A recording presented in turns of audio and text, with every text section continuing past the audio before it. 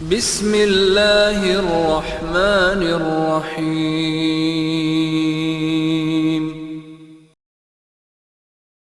Hozir Salohiddin aka, siz aytyapsizki, men birinchidan siz unaqangi nima dedi? Ali radhiyallohu anhuga keladi, "Inil hukmu illa lillah" desa, "Kalimatul haq uridu bihil batil" dedi-yu. Biz shariatni ko'ndalang qilib botil g'oyalarni nima qilmasligimiz kerak, talqit qilmasligimiz kerak Salohiddin.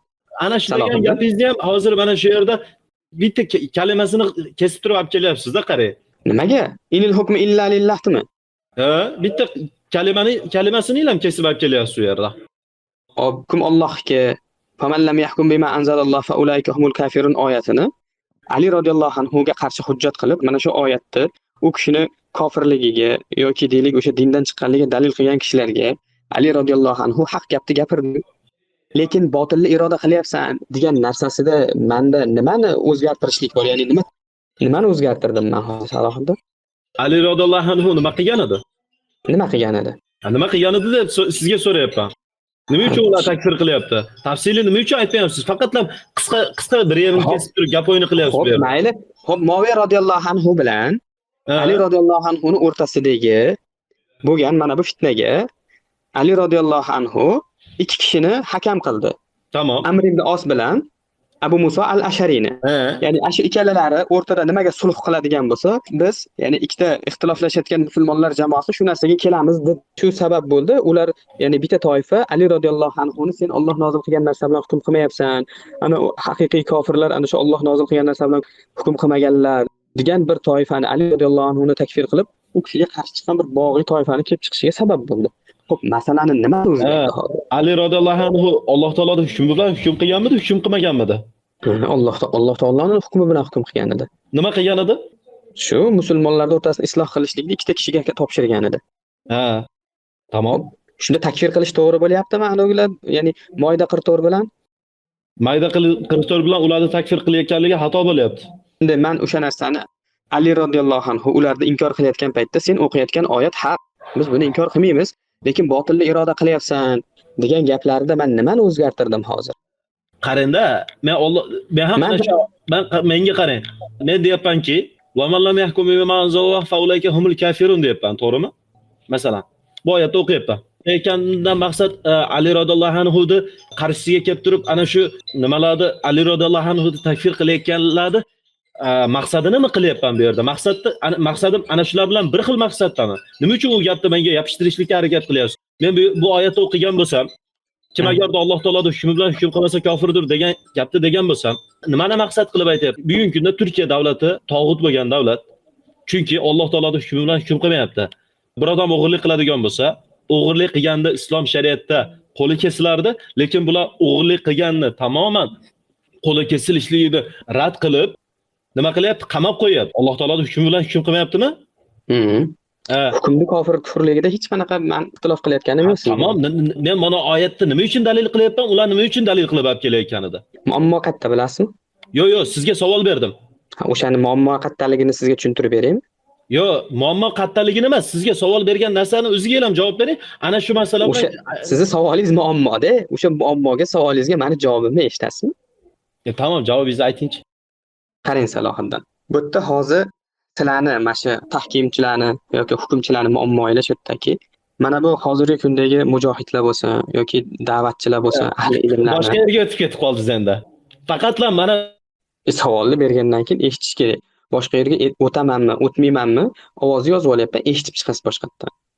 Qarang, hozirgi masalada mujohidlar, da'vatchilar yoki ahli ilmlar, ayniqsa hijratda yurganlar mana bu hukumatlarni, ya'ni demokratik hukumatlarni kofir ekanligini hech kim ixtilof qilayotgani yo'q. Demokratiyani kufrligi mana bu sunniylarning ichida ijmoviy masala, ijmo qilingan masala. Hech kim xilof qilayotgani yo'q. Ochiq kufr bo'lgan narsa. Demokratiyani kufrligida muammo yo'q. Lekin sizlarni takfirchilarni muammolar shunda bo'lyaptiki, Salohiddin. Sizlar musulmonlarni, ya'ni bu demokratiyadan bari bo'lib turgan, hattoki ularga lisoniy, moliyaviy va jihodiy ularga qarshi kurashayotgan musulmonlarni takfir qilishinglar bo'lyapti. Va takfir qilishinglarning illati nima bo'lyapti? Bitta illati, masalan deylik, hozirgi kunda Alloh nozil qilgan narsa bilan hukm qilmayotgan hokimlarni takfirni dinni asliga tiqib olgansizlar. Ya'ni o'zini men musulmonman deyotgan hokimlarni, ya'ni ular boshqarib turgan davlatning ustida demokratiya bo'lgan hokimlarni, lekin musulmonlikni da'vo qiladi. Mana shu hokimlarni ba'zi bir da'vatchilar yoki ba'zi bir musulmonlar takfir qilmaganligi uchun ularni takfir qildik. Ya'ni uni ustida silsila tasassul ishlatishlik. Ikkinchi problemalar. Musulmonlar o'zlaridan zulmni bartaraf qilishlik uchun demokratlarning yerida tog'utlarni hozirgi demokratik sudlarga murojaat qilishligida takfir qilishligilar. Hozirgi kundagi saylov masalasida agar uni shirk deb bilsanglar ham, aslida demokratik saylovlarda, ya'ni ikkita demokratdan bittasini saylash masalasi ham zoti bilan bavoh bo'lgan shirk yoki kufr emas. Qo'shimcha illatlar bilan shirkka, kufrga aylanadigan masala. Ya'ni o'sha saylovga boruvchini e'tiqodiga qaytlanadigan narsa. Shirk bo'lishligi mumkin, gunohkor bo'lishligi mumkin yoki bo'lmasa qilayotgan nimasi bilan deylik, undan hech qanaqangi bir uqubat soqit bo'lib gunohkor bo'lmasligi ham mumkin. Lekin sizlar mana shunga o'xshagan far'iy yoki ijtihodiy masalalarda musulmonlarni haqsiz takfir qilyapsizlar va ularning ustida silsila takfirni ishlatyapsizlar. Sizlarga hali demokratiya qolib, ya'ni Alloh nozil qilgan narsa bilan hukm qilmaslik masalasi qolib, shaxslarni ustiga o'tib olgansizlar. Mana bu muammo chetda.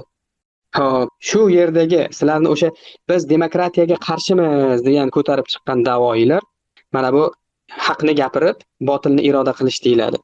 Tushunyapsizmi? Sizlar demokratiyaga emas, o'zi aslida musulmonlarning jamoasiga, musulmon toifasiga qarshisizlar. Ularni malomat qilasizlar, ularni so'kasizlar, ularni la'natlaysizlar, ulardan ashibga qidirasizlar. Va siz menga aytyapsizki, siz musulmonlarga, ya'ni sen birodarlaringga qilinayotgan zulmga rozisan yoki sukut qilyapsan deyapsiz. Vaholanki meni bu narsaga sukut qilmayotganimni, mana ijtimoiy tarmoqlarda hamma sahifalarda meni zulmga, kufrga, shirkka qarshiligimni ochiq gapirayotganligimni ko'rishingiz mumkin. Ben demokratiya kufr, demokratiya bilan hukm qilmayotganlar, shariatga qarshi urushayotganlar kofir, lekin o'zini musulmonman deyotgan hokimlar ustida silsila takfirini ishlatishlik bu botil narsa, botil da'vo. Mana bu botilda ishlatayotganlar demokratiya qolib yoki demokratiya bilan hukm qilib islomga qarshi urushayotgan shaxslar qolib, musulmonlarning shaxslari bilan, mujohidlar bilan, da'vatchilar bilan, olimlar bilan yoki sunniy bo'lgan musulmon toifalar bilan mashg'ul bo'lib, ularga zarar beryapsizlar deb turib men ochiq gapiryapman. Hozirgi yahudiylarning zulmini ochiq gapiryapman. Salohiddin kirib chiqmasdan meni gaplarimni eshitganingizda yaxshi bo'lardi. Shunda keyin men sizga hozir savolingizga javob berdimda, mana bu yerdagilar eshitdi. Lekin siz eshitmadingiz. Endi hozir tema yana chalkash bo'lib ketadi. Tushunyapsizmi?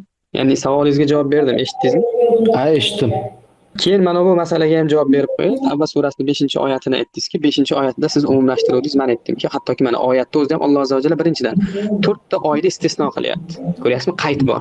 Mana shu oylarda oyda istisno qilayotganligini Alloh subhanahu va taolo birinchidan 4 ta oyda istisno qilyapti. Yana shu oyatda o'zida sizni botil da'voyingizga, xuddi haligi man favaylul lil musallin oyatini misol keltirdimi? Mana shuni mana oyat, mana dalil deb shu yerda o'zini ushlab olsa bo'ladimi dedim-ku. O'sha bo'lmaydi o'sha narsa. O'sha narsa bo'lmasligi uchun mana oyatda davomida Alloh subhanahu va taolo nima dedi? Agar ular tavba qilsalar dedi, namozni to'kis ado etsalar dedi va zakotni bersalar dedi, yo'llarini bo'sh qo'yinglar dedi. Ularni tavba qilishligi, ularni namozni ado qilishligi, ularni zakot berishligi hujjatdan keyin bo'ladi, ya'ni da'vatdan keyin bo'ladi. Tushunyapsizmi? Alloh subhanahu va taolo oyatda avvalida 4 ta oyni istisno qildi. Ko'ryapsizmi? Men sizga shuning uchun aytdimki, siz umumiy dedingiz. Qaysi mushrikni bo'lishidan qat'iy nazar, har qaysi musulmon uni qatl qiladi dedingiz, qatl qilish kerak dedingiz. Hujjat qoyim qilinmaydimi deb so'radi sizdan birodar. Siz yo'q dedingiz. Dalil dedi Tavba surasining 5-oyatini dalil qilib ko'tarib keldingiz. Men sizdan qayta so'radim. Hech qanaqa qayd yoki shart yo'qmi dedim sizdan. Siz yo'q dedingiz. Vaholanki Alloh subhanahu va taolo oyatning boshida va avvalida u narsani boshida va oxirida uni qaydladi. Mana bu oyatlarda qo'lingizni tiyasiz. 4 ta istisno, mana 4 ta qayd turibdi. Va undan keyin esa tavba qilsalar dedi, namozni ado etsalar va zakotni bersalar deyapti. Va bu ularni tavba qilishligi, namozni ado etishligi va zakotni berishligi ularga islom da'vati yetkazilgandan keyin bo'ladi. Tushunyapsizmi? Men sizga shuning uchun aytdimki, Salohiddin, ya'ni da'vat qilinmaydimi? Da'vat qilinmaydi dedingiz. Ularga hujjat yetib borgan deyapsiz. U sizning logikangiz o'zi, tushunyapsizmi? Ularga hujjat yetib bordi deganligingiz. Vaholanki voqelikda islomiy da'vatlar har qanaqasiga to'silyapti yoki islomga amal qilinganligi uchun, masalan, O'rta Osiyoda qattiq tazyiq ostida yashaydi xalq. Qattiq qo'rqitiladi. Ularga ochiq da'vatlar yetkazilmaydi. Xalqning aksari haq da'volardan, haq da'vatlardan to'silgan. Xalqqa esa faqat botil bo'lgan saroy tarafidan tayinlangan imomlar, qalbim tozalar da'vat qilyapti. Ya'ni ular aytadiki, mana biz musulmonmiz, alhamdulillah, illo billah, ota-bobolarimiz musulmon, astag'firulloh, vatanimiz tinch bo'lsin, obod bo'lsin, mashinamiz tagidan shamol o'tib tursin, osmonimiz doim musaffo bo'lsin, bunday yurtimizga ko'z tegmasin, yurtboshimiz omon bo'lsinlar. Mana shunday vatanda yashayapmiz, ko'z tegmasin. Suriyada qaranglar nima bo'lyapti, Afg'onda qaranglar nima bo'lyapti, Falastinda qaranglar nima bo'lyapti. Biz bu vatanni shukrini ado qilishimiz kerak. Bu yurtboshini shukrini ado qilishimiz kerak degan da'vatdan nariyog'iga o'tmayapti. Yoki hozirgi hukumatlarni deylik, kufriy bo'lgan hukumatlarni halollashlik, mubohlashlik, ularni go'yoki yer yuzida isloh qiladigan bir yagona bir vasila sabab deb ko'rsatilyapti. Haq da'vatni eshitgan shaxslarni esa ko'rib bilib turibmiz qamalyapti. Masalan, Abdulloh Zufar Shehzod Samarqandiy yoki Abu Saloh shunga o'xshagan da'vatchilarni, ahli ilmlarni da'vatini eshitgan yoki bo'lmasa ularni bitta da'vati telefondan chiqib qolsa yoki ular da'vatiga bitta like bosgan odam 5 yil, 7 yil qamalyapti. Ayol kishi bo'lsa 18 million, 20 million, 30 milliongacha shtraf so'rayapti. U yetimmi, bevami, uni bir so'm puli bormi, yo'qmi, davlat u narsaga hech qanaqa ahamiyat bermayapti. Yo'q deyapti, sen deyapti, buzding deyapti. Sen bizni davlatimizdagi siyosatga qarshi bo'lgan da'vatchilarni da'vatlarga tarqashlikka sabab bo'lding deb turib ular jazolanyapti. Shuning uchun siz bularga yetib borgan degan da'voyingizni o'zingizni miyangizdagi tutuningizni hammaga ilzom qila olmaysiz. Bu takfirona uslubingizda, tushunyapsizmi? Yo'q, bu Ismoil eshityapsizmi? Eshityapman sizni. Ha, Turkiya davlati islom shariatini joriy qilmayapti. Turkiya davlatining xodimlari hukmi nima? Turkiya davlatining xodimlarining hukmida ixtilof bor. Ixtilofda qaysi tarafini tutyapsiz? Nima farqi bor? Eng muhimi silsila qilmayman. Tamam, ixtilof bor deganda qanday ixtilof? Masalan, Alloh taoloning hukmi bilan hukm qilmaganini kofirligida, musulmonligida ixtilof bo'lyapti, to'g'rimi? Ya'ni Alloh nozil qilmagan narsa, ya'ni demokratiyani kufrligida xilof bo'lgani yo'q. Lekin mana shu kufriy siyosat bilan boshqarib turgan hokimlar masalasida ummat ichida xilof bo'lyapti. Tamamda, bu yerda siz degan gapingiz yana ham aniqroq tushuna olmayapman. Demokratiyani kufr deyapsiz. Demokratiya kufr. Kufr deb e'tiqod qilishlik shart. Shu kufr bilan shu kufrni joriy qilgan odam kofir emas deyapsiz. Voy, Kofir emas demayman. Yo'q, siz o'zingizni e'tiqodingiz haqida gapiring-da. Meni o'zimning e'tiqodim Alloh nozil qilgan narsa bilan hukm qilmayotgan hokimlarni, kuch ishlatar tizimlarni kofir deb bilaman, lekin ularni takfir qilmayotgan ba'zi da'vatchilar yoki ahli ilmlar yoki tavhidi bilan, islom bilan yashab turgan ba'zi bir musulmonlar, ularning holati voqeligi ularga ochiq bo'lmayotgan musulmonlarni bularni ustida takfir qilmayman, ya'ni. Masalan, bir hokimi, prezidenti, bir musulmon odam shu la ilaha illalloh kalimasini bilib, iymonning asllari unda topilib, ibodatini qilib, dini bilan yashab yurgan bo'lsa, lekin shu prezidentini yoki ichki ishlarni takfir qilmayotgan bo'lsa, ya'ni takfir qila olmayman deyotgan bo'lsa, unda kufr shirk bo'lmaganligi uchun, boshqa kufr shirklar bo'lmaganligi uchun, bularni takfir qilmaganligi uchun ularni islomdan chiqarmayman. Ha. Mana bu Alloh taoloning hukmi bilan hukm qilmaslik kufrun bovoh deb qaramaysizmi? Qarang, Alloh nozil qilgan narsa bilan hukm qilmaslikda tafsilot bor deyman. Bugun masalan Turkiya Alloh taoloning hukmi bilan hukm qilmayapti. Bularni qilayotgan kufri bovohmi, bovoh emasmi? Yo'q, bovoh emasdi, bovoh bo'lganida xilof bo'lmasdi-da. Ha, tushunarli. Mana muammo nimada? Qarang nima? Qarang. Nima Alloh nozil qilgan narsa bilan hukm qilishlikda, Qur'on bilan hukm qilib yashash bor, mana davlat boshqaruvi. Bu dinni aslimi, dinni furusimi nima? Asalohiddin. Siz shuni ustida silsila qilasizmi, qilmaysizmi? Silsila ishlatasiz-da. Mana siz bilan meni farqim nimada bilasizmi? Men silsila ishlatmayman, takfir qilsam ham, lekin siz silsila ishlatasiz. To'g'rimi? Silsila deganda ana shu zanjirsimon takfir qilishli deganni bugungi kunda da'vo qilayotgan qasd qilyapsiz, to'g'rimi? Ya'ni bir odam kofir bo'ladigan bo'lsa, men uni takfir qilmaydigan bo'lsam, men ham kofir bo'laman degan narsani aytyapman. Yo'q, uni aytmayapman. Mana hozirgi hukumatlarni mana masalan hozirgi prezidentlarni siz ham masalan Turkiyaning hokimini kofir deyapsiz-ku, to'g'rimi? Ha, lekin uni kofir demaganni kofir demayman. Tamom, u masala keyingi masala-yu. Yo'q, keyingi masala emasda, siz bilan meni ajratib turadigan eng katta granitsa shu-da. Tamam, Abu Ismoil, Turkiyaning hokimini siz musulmon deydigan bo'lsangiz nima bo'ladi? Men musulmon desam, agar musulmon deb qolsam, bu narsa hech narsa bu. Siz uchun uni kufri ochiq-ku, to'g'rimi? Yo'q, qarang, men uchun ham ochiq emas. Agar ochiq bavoh bo'lganida, qarang, ochiq bavoh bo'lganida sizga aytyapman, masalan, siz uni kofir deb qarashligingizdan maqsadingiz nima? Chunki siz uni kufrini ko'rib turibsiz, ya'ni Alloh taoloning dinini tark qilib, o'zini demokratik bir sistem, botil bir sistemini joriy qilganligi uchun siz kofir deyapsiz, to'g'rimi? Ha. Ana shu kofir bo'lyaptimi? Ha, kofir bo'lyapti, lekin siz uni shaxsiy holati siz o'zingiz qarang, siz o'zingiz musulmon deb olgan bo'lsangiz nima bo'ladi? Qarang. siz uchun shu shaxsning holati bavohmi desangiz, yo'q, bavoh emas deyman. Agar men uchun bu shaxsning holati bavoh bo'lganida men uni ustida silsila ishlatgan bo'lardim deyman. Xuddi sizga o'xshab. Yo'q, siz uchun ham bavoh emasmi? Yo'q, men uchun u shaxsning holati bavoh emas. Demokratiyani kufrligi bavoh. Lekin shariat bilan hukm qilmayotgan shaxsning holati bavoh emas. Erdo'g'anning holati Bavoh emas ya'ni. Erdo'g'anning holati bavoh bo'lgan holat emas. Agar ochchu bo'lganda men uni ustida silsila ishlatgan bo'lardim. Erdo'g'anni o'zini kofir deysiz. Kufr bo'lgan illatini aytib beringchi. O'sha Alloh nozil qilgan narsa bilan hukm qilmayotgani. Alloh taolo nazil qilgan narsa bilan hukm qilmaganligini balkim siyosat ishlatayotgandir. Bugungi kunda masalan shara ishlatayotganda shuning uchun aytyapman-da, men sizdan so'rayapman. O'shaning uchun, o'shanga o'xshagan ehtimollar borligi uchun mana Salohiddin tamom, nima uchun takfir qilyapsiz agarda u siyosat ishlayotgan bo'lishligi ham mumkin ekan-u?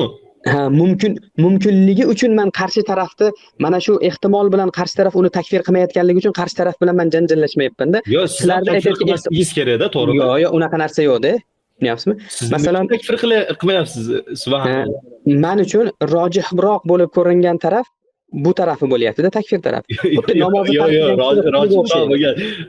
Rojihroq bo'lgan tarafi sizga to'g'ri bo'lgan bo'lsa, ana shu takfir qilishlik to'g'ri bo'ladigan bo'lsa, ular uchun ham rojihroq bo'lgani ana shu takfir qilishlik bo'lishi kerak-da. Yo'q, qilmaslik bo'lishi kerak-da. Nima uchun? Takfir qilishlik to'g'ri bo'lishligi kerak. Ya'ni demokratiyani joriy qilayotganlarni. Ana shu yerdagi muammo sizniki. Qarang. Siz mana misol uchun dinni asli bilan dinni furusini ajrata olmayapsiz-da. O'sha zonni bilan bavohni ajratilmayapsiz. Masalan, siz hozir Qur'on bilan boshqarishlikni dinni asli deb bilasiz. Masalan, men Salohiddin Qur'on bilan islom shariat, ya'ni Qur'on bilan boshqarmaydigan bo'lsam, musulmon bo'lib turaman. Haqiqiy o'zim shu hozirgi holatimda. Hokimchi?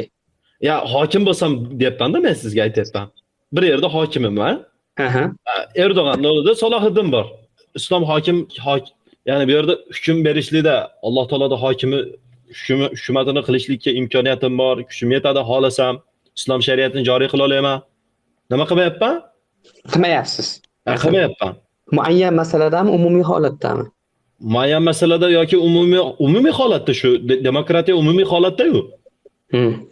Demak, hozir siz deylik Salohiddin prezident yoki hokim bo'lib qolsangiz, bir davlat tepasiga hokim bo'lib kelib qolsangiz, shunda shariat bilan hukm qilmasangiz, musulmon bo'lib qolaverasiz, to'g'rimi? Nima uchun musulmon bo'laman, kofir bo'laman-u? Kofir bo'lasiz. Alloh taoloning oyati, Alloh taoloning hukmi bilan hukm qilmaganligim uchun kofir bo'laman. Chunki Alloh subhanahu va taolo va man lam yahkum bima anzalalloh fa ulayka humul kafirun dedi. Kimki Alloh nozil qilmaganini bilan hukm qilmaydigan bo'lsa, kofir bo'ladi dedi. Men kofir bo'laman bu yerda. Agarda Alloh taoloning nozil qilgan hukm bilan hukm qilmaydigan bo'lsam. O'zingizni boshida unaqa demadingiz-da, shuning uchun men hayron bo'ldim. Nimaga unaqa deyapsiz? Men kofir bo'lmayman dedingiz. Chunki men Salohiddin bo'laman agarda shunday qiladigan bo'lsam, ya'ni Alloh taoloning hukmi bilan hukm qilmaydigan bo'lsam.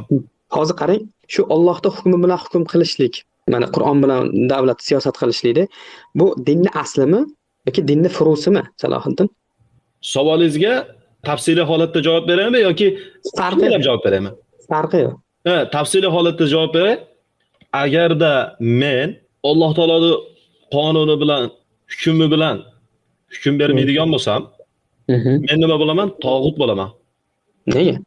Tog'ut bo'laman chunki Alloh subhanahu va taolo mana va man lam yahkum bima anzalalloh fa ulayka humul kafirun deganda tog'utlikni maqsad qilyaptimi, qilmayaptimi? Tog'utlik bo'lishi ham mumkin, tog'ut bo'lmasligi ham mumkin. Alloh taoloning hukmi bilan hukm qilmaydigan bo'lsam, tog'ut bo'lmaymanmi?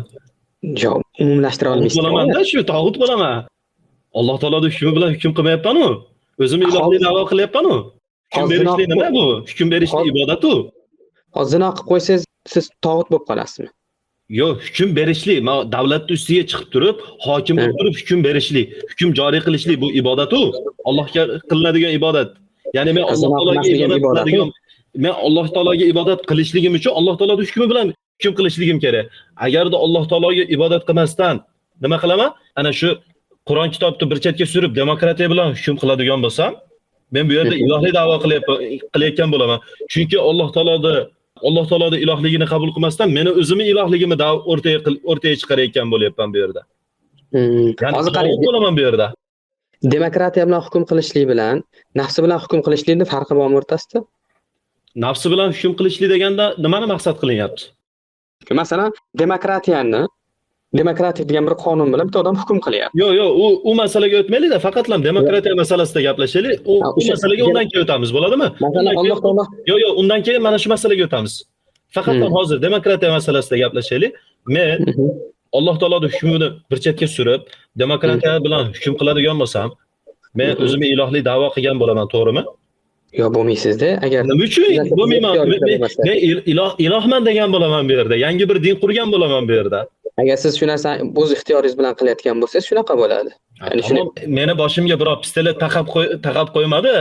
Taqab qo'ymaganligi uchun ana shu demokratiya joriy qilaman deyapman. Ilohlik da'vo qilgan bo'lamanmi? shunaqa, agar shunday bo'lsa, Bo'laman, to'g'rimi? shariatni o'z ixtiyoringiz bilan tark qilib, nimani olib kelsangiz, tog'utlik bo'ladi. Haddan oshish, ya'ni Alloh azza va jalla hukm sifatiga da'vo qilishlik bo'ladi. Hukm sifati. La ilaha deganda barcha ilohlarni rad qilamiz. Illalloh, faqatlam Allohga iymon keltiramiz deyilyapti-yu. Mana shu yerda la ilaha degan narsani bir odam qilmasdan turib ham Allohga iymon keltirdim deydigan bo'lsa, da'vosi botil bo'ladimi? Albatta. La ilaha degandagi barcha ilohlar degandan qasdi agarda men islom shariatini davlatni boshiga kelib turib islom shariatini joriy qilmaydigan bo'lsam, men tog'ut bo'lgan la ilahani ichiga kiramanmi, kirmaymanmi? Albatta, la ilaha illalloh deyotgan odam Allohdan boshqa ibodat qilinayotgan narsalarni, ularga qilingan shirkni, ya'ni ibodatni va ularga ibodat qiluvchi mushriklarni hammasini inkor qilishligi kerak. Inkor qilmasdan Allohga iymon keltirdim deb da'vo qiladigan bo'lsa-chi? Alloh azza va jallaga yolg'izlikni hasr qilgan bo'lmaydi. Ya'ni iymonning sharti Allohni mutlaq yakkalashlik. Zotida, qo'lida, sifatida va bugungi kunda qora aka shu narsani aytayapman-da, bugungi kunda masalan Abdulloh Zufar Erdo'g'anning o'rniga men bo'lib qoladigan bo'lsam, men tog'utman, men mushrikman, to'g'rimi? Meni rad qilmasdan turib bilan qanaqasiga iymon keltirgan bo'ladi? Endi ana shu masalani siz tushuna olmayapsiz-da. Ya'ni Erdo'g'anni musulmon deyishligini bilasiz-ku, to'g'rimi? Ha, Erdo'g'anni xo'p bilmayman, musulmon desa kerak, Turkiya tarixida shunday o'xshagan gapni gapirdi. Ha, musulmon deydi-da. Ana shu narsa siz bilan biz o'rtamizdagi farq. U nafaqat men aytdimki so'zimda boshida. Tamam, men aytayapman, men sizga Alloh taoloning hukmi bilan hukm qilmaydigan bo'lsam, men tog'ut bo'laman. Meni rad qilmasdan turib bir odam musulmon bo'la oladimi? Qarang, sizni tog'utligingiz ochiq bavoh bo'lsa, men tog'utligim oshkora-yu, Alloh taoloning hukmida oshkora bo'lmayapti-da. Alloh taoloning hukmida bir yerga surib qo'yib turib, men Alloh taoloning hukmidan boshqa bir hukmni joriy qilib tursam, siz qanaqa qilib meni rad qilmasdan turib musulmon bo'la olasiz? Endi qarang, muammo nimada? O'sha Turkiya tarixi haqidagi darslikni boru boshdan oxirigacha eshitib chiqmabsiz-da, nima? Salohiddin, qarang. Mana sizdan shuning uchun men savolimda, mana so'zimni avvalida aytdimki, Salohiddin, Qur'on bilan boshqarish, shariat qilishlik bu dinning aslimi yoki dinning furusimi deb savol qildim. Bu asluddinmi yoki furuddinmi dedim. Asluddin. Qarang, asluddinda asluddin bo'lganligi uchun men Qur'onni tark qiladigan bo'lsam, demokratiya bilan joriy qiladigan bo'lsam, men bu yerda tog'ut bo'layapman-da, asluddin bo'lganligi uchun. Agar qarang, mana shu narsa to'ppa-to'g'ri aytdingiz. Agar bir narsa u asl bo'ladigan bo'lsa, u aslida hech qachon istitoat shart qilinmaydi va uni ustida albatta silsila ishlatiladi. Aslida ustida silsila bo'ladi. Agar siz tushunganingizdek, bu narsa hozir Erdo'g'an bo'lsin yoki o'zini musulmonman deb da'vo qilayotgan shaxslar hozir Qur'on bilan hukm qilinmayotgan paytida hukm qilinmasligi, bu agar dinning asli bo'lsa, siz aytganingizdek, uni ustida silsila ishlatishlik to'g'ri bo'ladi. Agar bu dinning furusi bo'lsa, uni ustida silsila ishlatishlik bu bid'iy takfir bo'ladi. Tushundingizmi? Endi biz mana shu narsani silsila bilan, ya'ni Qur'onni joriy qilishlik gapimni tugatmadim. Savol so'rayapman-da bu yerda. Salohiddin, gapimni tugatmadim. Sizni bo'lmay eshitdimi? Siz ham meni bo'lmay eshitishni o'rganing. Tamam. Qarang. Endi biz hozir siz bilan ikkalamiz mana shu silsilani to'g'ri ishlatishligimiz uchun hozir asl bilan far'ni orasini ajratib olishimiz kerak. Farq nima o'zi? Asl nima o'zi? Masalan, meni e'tiqodim Qur'on bilan hukm qilinishligi kerak degan e'tiqodni esa dinning asli deb bilaman deyman. Bunga dalilingiz siz masalan iymonning asıllarida Rasululloh sollallohu alayhi vasallam nima qildilar? Masalan, Jibril hadisda 5-6 ta narsani sanadilar. Mana shularda ichida Allohning kitoblariga iymon keltirishlik bor. Ya'ni mana shu Allohning kitoblariga iymon keltirishdir, u kitoblar bilan hukm qilishlik, u kitoblar bilan yashashlik yoki har qanday masalalarni u kitoblarga qaytarishlikni inson e'tiqod qilishligi va bu kitoblarning yolg'on emasligi, ulardagi bayon qilingan har qanday hukm yoki ularda berilgan har qanday xabar haq ekanligiga e'tiqod qilishlik shart. Endi mana shu hukmlarni joriy qilishlik esa bu dinning furusi deb e'tiqod qilaman. Endi bunga dalilingiz nima desiz? Imom Buxoriy va Imom Muslimda rivoyat hadis bor. Masalan, Rasululloh sollallohu alayhi vasallam aytadilarki, sahih hadis, men sizlarni deyaptilar, nimadan qaytarsam, undan tiyilinglar deyapti mutlaqo. Ya'ni qaydsiz va shartsiz va istitoatsiz bo'lyapti. Rasululloh sollallohu alayhi vasallam agar men sizlarni nimaga buyursam, uni qodir bo'lganinglarcha qilinglar deyaptilar. Ya'ni inson buyruqlariga Rasululloh sollallohu alayhi vasallam istitoani shart qilyaptilar. Ya'ni insonda imkoniyati bo'lishi kerak, toqati bo'lishi kerak. Tushunyapsizmi? Ha, tushunyapman. Hukm, ya'ni Qur'ondagi hukmlarni ijro qilishlik bu dinning asli emas. Tushunyapsiz? Masalan, qo'lni kesishlik, masalan, musulmonlar o'rtasida kelishtirib qo'yishlik, urushtirmaslik yoki bir-biridan pulini olib berishlik, ya'ni siyosat bu insonlar o'rtasidagi muomalotlar, to'g'rimi? To'g'ri emas. Nima? Asli deb qaraganligim uchun bu yerda siz bilan tortishilyapti-da. To'g'ri emasligini ayting, keyin gapirasiz. To'g'ri emasligi nima? Asli deb qarashlik to'g'ri deyapman-ku. Ha, xo'p. Men sizga savol berdimki, ya'ni siyosat bu insonlar o'rtasidagi muomalotlar emasmi dedim, ya'ni insonlarni boshqarishlik, insonlar o'rtasidagi muomalat boblariga aloqali hukmlar emasmi? Shar'iy siyosat yuritish deyapman. Bu gapim xatomi? Siz uni asl deyishligingizni hozir ochiqlab berasiz menga. Lekin meni savolimni tushundingizmi? Alloh taoloning hukmi bilan hukm qilishlik qanaqasiga asl bo'lmay qoldi, birodar? Qarang, siz asl deb, ya'ni e'tiqod qilishlik bilan hukmni joriy qilishlik boshqa narsa-da. Masalan, hozir zino qilgan odam ham Alloh nozil qilgan narsa bilan hukm qilmagan bo'ladi. Chunki agar u Alloh nozil qilgan narsa bilan hukm qilganida zinoni qilmagan bo'lardi. Lekin zinoni harom deb e'tiqod qilish bilan, zinoni harom deb e'tiqod qilishlik bilan zinoni qilmaslik boshqa narsa. Hukm bermayapti bu odam. To'xtang-da, hukm bermayapti bu odam. Qarang, to'xtang. Zino qilayotgan odam hukm bermayapti-yu, hukmni hokim beradi. Ya'ni islom shariatida deydigan bo'lsangiz, mana u qozixonaning qozisi beradi. Qozidan boshqa hech kim bera olmaydi. Bera olmaganidan keyin u odam zino qilayotgan shaxs bo'lganligi uchun zino qilayotgan shaxs hukm berayotgan bo'lmaydi. Hech qanaqa hukm berayotgan bo'lmaydi. Demak, hozir bir musulmon odam zino qilib qo'ysa-da, keyin siz qozi bo'lsangiz, shar'iy qozi bo'lsangiz-da, shu qozi bo'lsangiz, siz endi o'sha zino qilgan bola siz jiyaningiz bo'lsa-da, qarindoshingiz bo'lsa, keyin hali nimaga jiyaningizga rahmingiz kelsa yoki jiyaningiz sizga pora bersa-da, amaki mana yoki o'ldirib yubormayin desa, masalan, uylangan bo'lsa-da, yoki yuzlari urmayin desa, hammani oldida meni sharmanda qilmang, amaki, meni oling, mana shu pulni dedi, sizga pora berdi, sizga hali rahmingiz keldi, Alloh hukmini tabdil qilganingiz yo'q, inkor qilganingiz yo'q.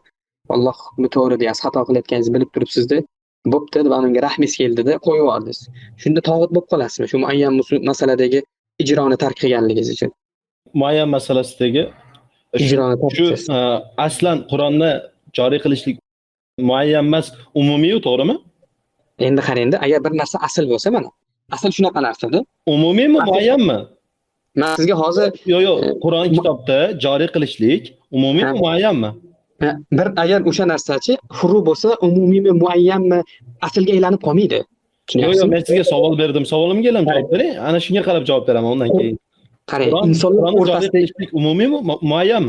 Muayyan shaxslarga joriy qilamiz, muayyan shaxslarga joriy qilmaymiz. Umumiy. Ha, umumiy.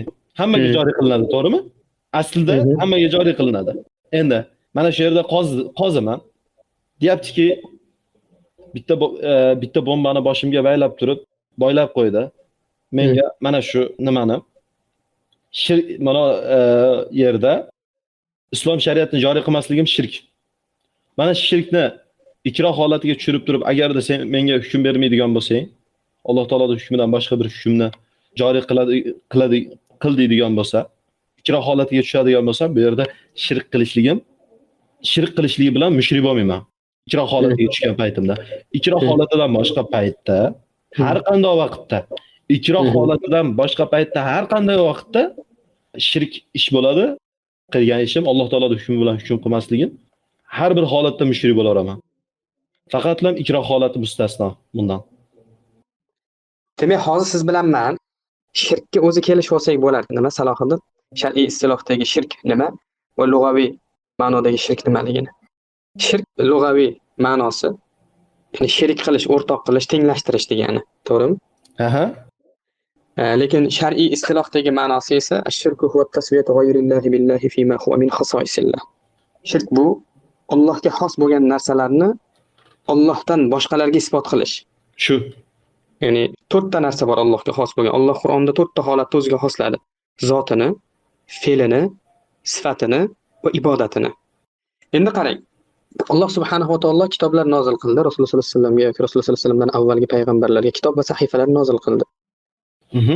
Qur'on haqida Ibn Qoyyim aytadiki, Alamul Muaqqinda, ya'ni shariatdagi ahkomlar ikkiga bo'linadi dedi. Ibodatlar va muomalotlar dedi. Ya'ni bizatihi ibodat bo'lgan ahkomlar bor dedi va muomalot boblari bor dedi. Ibodatlar boblari deyapti. Muomalat Bandalar boblari qanaqa muomalat boblari? Shuni tushunmay qoldim. o'shani hozir men tushuntirib beraman sizga. Ibodatlar deyapti, Alloh bilan bandalarning o'rtasidagi xos masalalar deyapti. Ya'ni Allohni, ya'ni bandalarning ustidagi haqqi bo'lgan ibodatlar bular dedi. Ular la ilaha illalloh, namoz, ro'za, haj, zakot, zabh, hushu, huzu, isti'ona, istig'osa, duo, tavakkul, nazrga o'xshagan masalalar dedi. Ya'ni Hukm zoti bilan berishlik. ibodat. Hukm berishlik. Qarang, hozir shuni gapimni tugatib olay, bo'lmay turing-da. Mana bular Ana shuni orasiga hukm berishlik kiradimi deb so'raganimda buni. o'sha hukm berishlikda hech kim luboy hukmi berishlikni bu ilohlikni da'vo qilishlik demaydi-da. Tushunyapsizmi? Tushunmay qoldim hozir. Mana shu yerda Hukm berishlik yo'q. Eshitib turing, hukm berish yo'q bu yerda. Aytadiki, ibodatlar deydi. Yo'q, mana shu endi mana tushunmay qolgan narsa Siz gapimni vash ko'p bo'lyapsiz. Men siz gapingizni bo'lmayapman, siz meni gapimni faqat bo'lyapsiz-da. Qarang, ibodatlar bu o'sha ulug'iyatga taalluqli masalalar. Ya'ni banda o'sha zoti bilan ibodat bo'lgan masalalar. Mana ibodatlarning eng ulug'i bu la ilaha illalloh. Undan keyin namoz, ro'za, haj, zakot, yoki jihod, ibodatlar. Mana shu ibodatlar, nazr, zabh, duo, tavakkul, mana shu ibodatlarni bizatihi ibodat bo'lgan masalalar deydi. Kimki bu ibodat turlarini deydi Allohdan boshqaga yo'naltirsa, u Allohni haqqi bo'lgan ibodatni Allohdan boshqalarni Allohga sherik qilganligi uchun Allohning haqqi bo'lgan ibodatni qarang, Allohdan boshqaga yo'naltirib Allohga ulug'iyatda sheriklar isbot qilganligi uchun mushrik bo'ladi deydi. Ya'ni bu mushrik. Kim ibodatni Allohdan boshqaga yo'naltirsa. Endi shariatda deydi muomalot boblari bor deydi. Muomalot boblari nima desa, muomalot boblari ular bandalar bilan bandalar o'rtasidagi muomalalar deydi. Zino, taloq, ribo, aroq, odam o'ldirish, tuhmat qilish, yeb qo'yish, uxlatib qo'yish, makr qilish, borib uxlatib ketish, ya'ni bu siyosat, insonlarning o'rtasini boshqarishlik bu muomalot boblari deydi. Ya'ni insonlar bilan insonlarning o'rtasidagi muomala. Siyosat esa davlat boshqaruvi bu muomalot bobiga kiradi. Ya'ni insonlarning ustidan boshqarishlik, ularni yo'naltirish. Masalan, amir nima qiladi? Xalifa insonlar ustida Alloh nozil qilgan narsa bilan insonlar ustida hukm olib boradi. İnsanlar bir-birlarining haqlariga zulm qilmasligi uchun, bir-birlariga tajovuz qilmasligi uchun. Ya'ni Alloh subhanahu va taolo insonlarni molini, qonini, obro'sini yoki dinini himoya qiladi. Nasabi, aqlini himoya qiladi shariat bilan. Ya'ni bu o'sha shar'iy siyosat deyiladi. Shar'iy siyosat va bu esa muomalot deyiladi. Tushunyapsizmi? Ya'ni bu insonlar o'rtasini kelishtirib qo'yishlik bor mana. Urushmanglar, zino qilmanglar, zino qilsang kaltiysan, o'g'irlik qilsang kaltiysan yoki bo'lmasa u qilsang bu bo'ladi, bu qilsang bu bo'ladi deyishlik. Mana shu narsani ro'yobga chiqarib, mana shu hukmni ijro qilishlik bu dinning far'i deydi.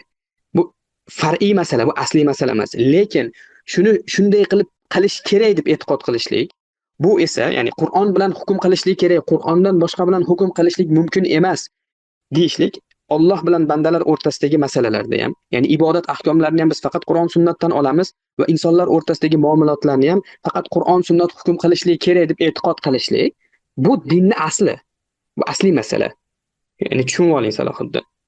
Lekin mana shu hukmni ijro qilishlik bor, boshqarishlikdagi. Bu dinning furusi. Abu Hurayra mana radhiyallohu anhu men sizga hadisini keltirib o'tdim.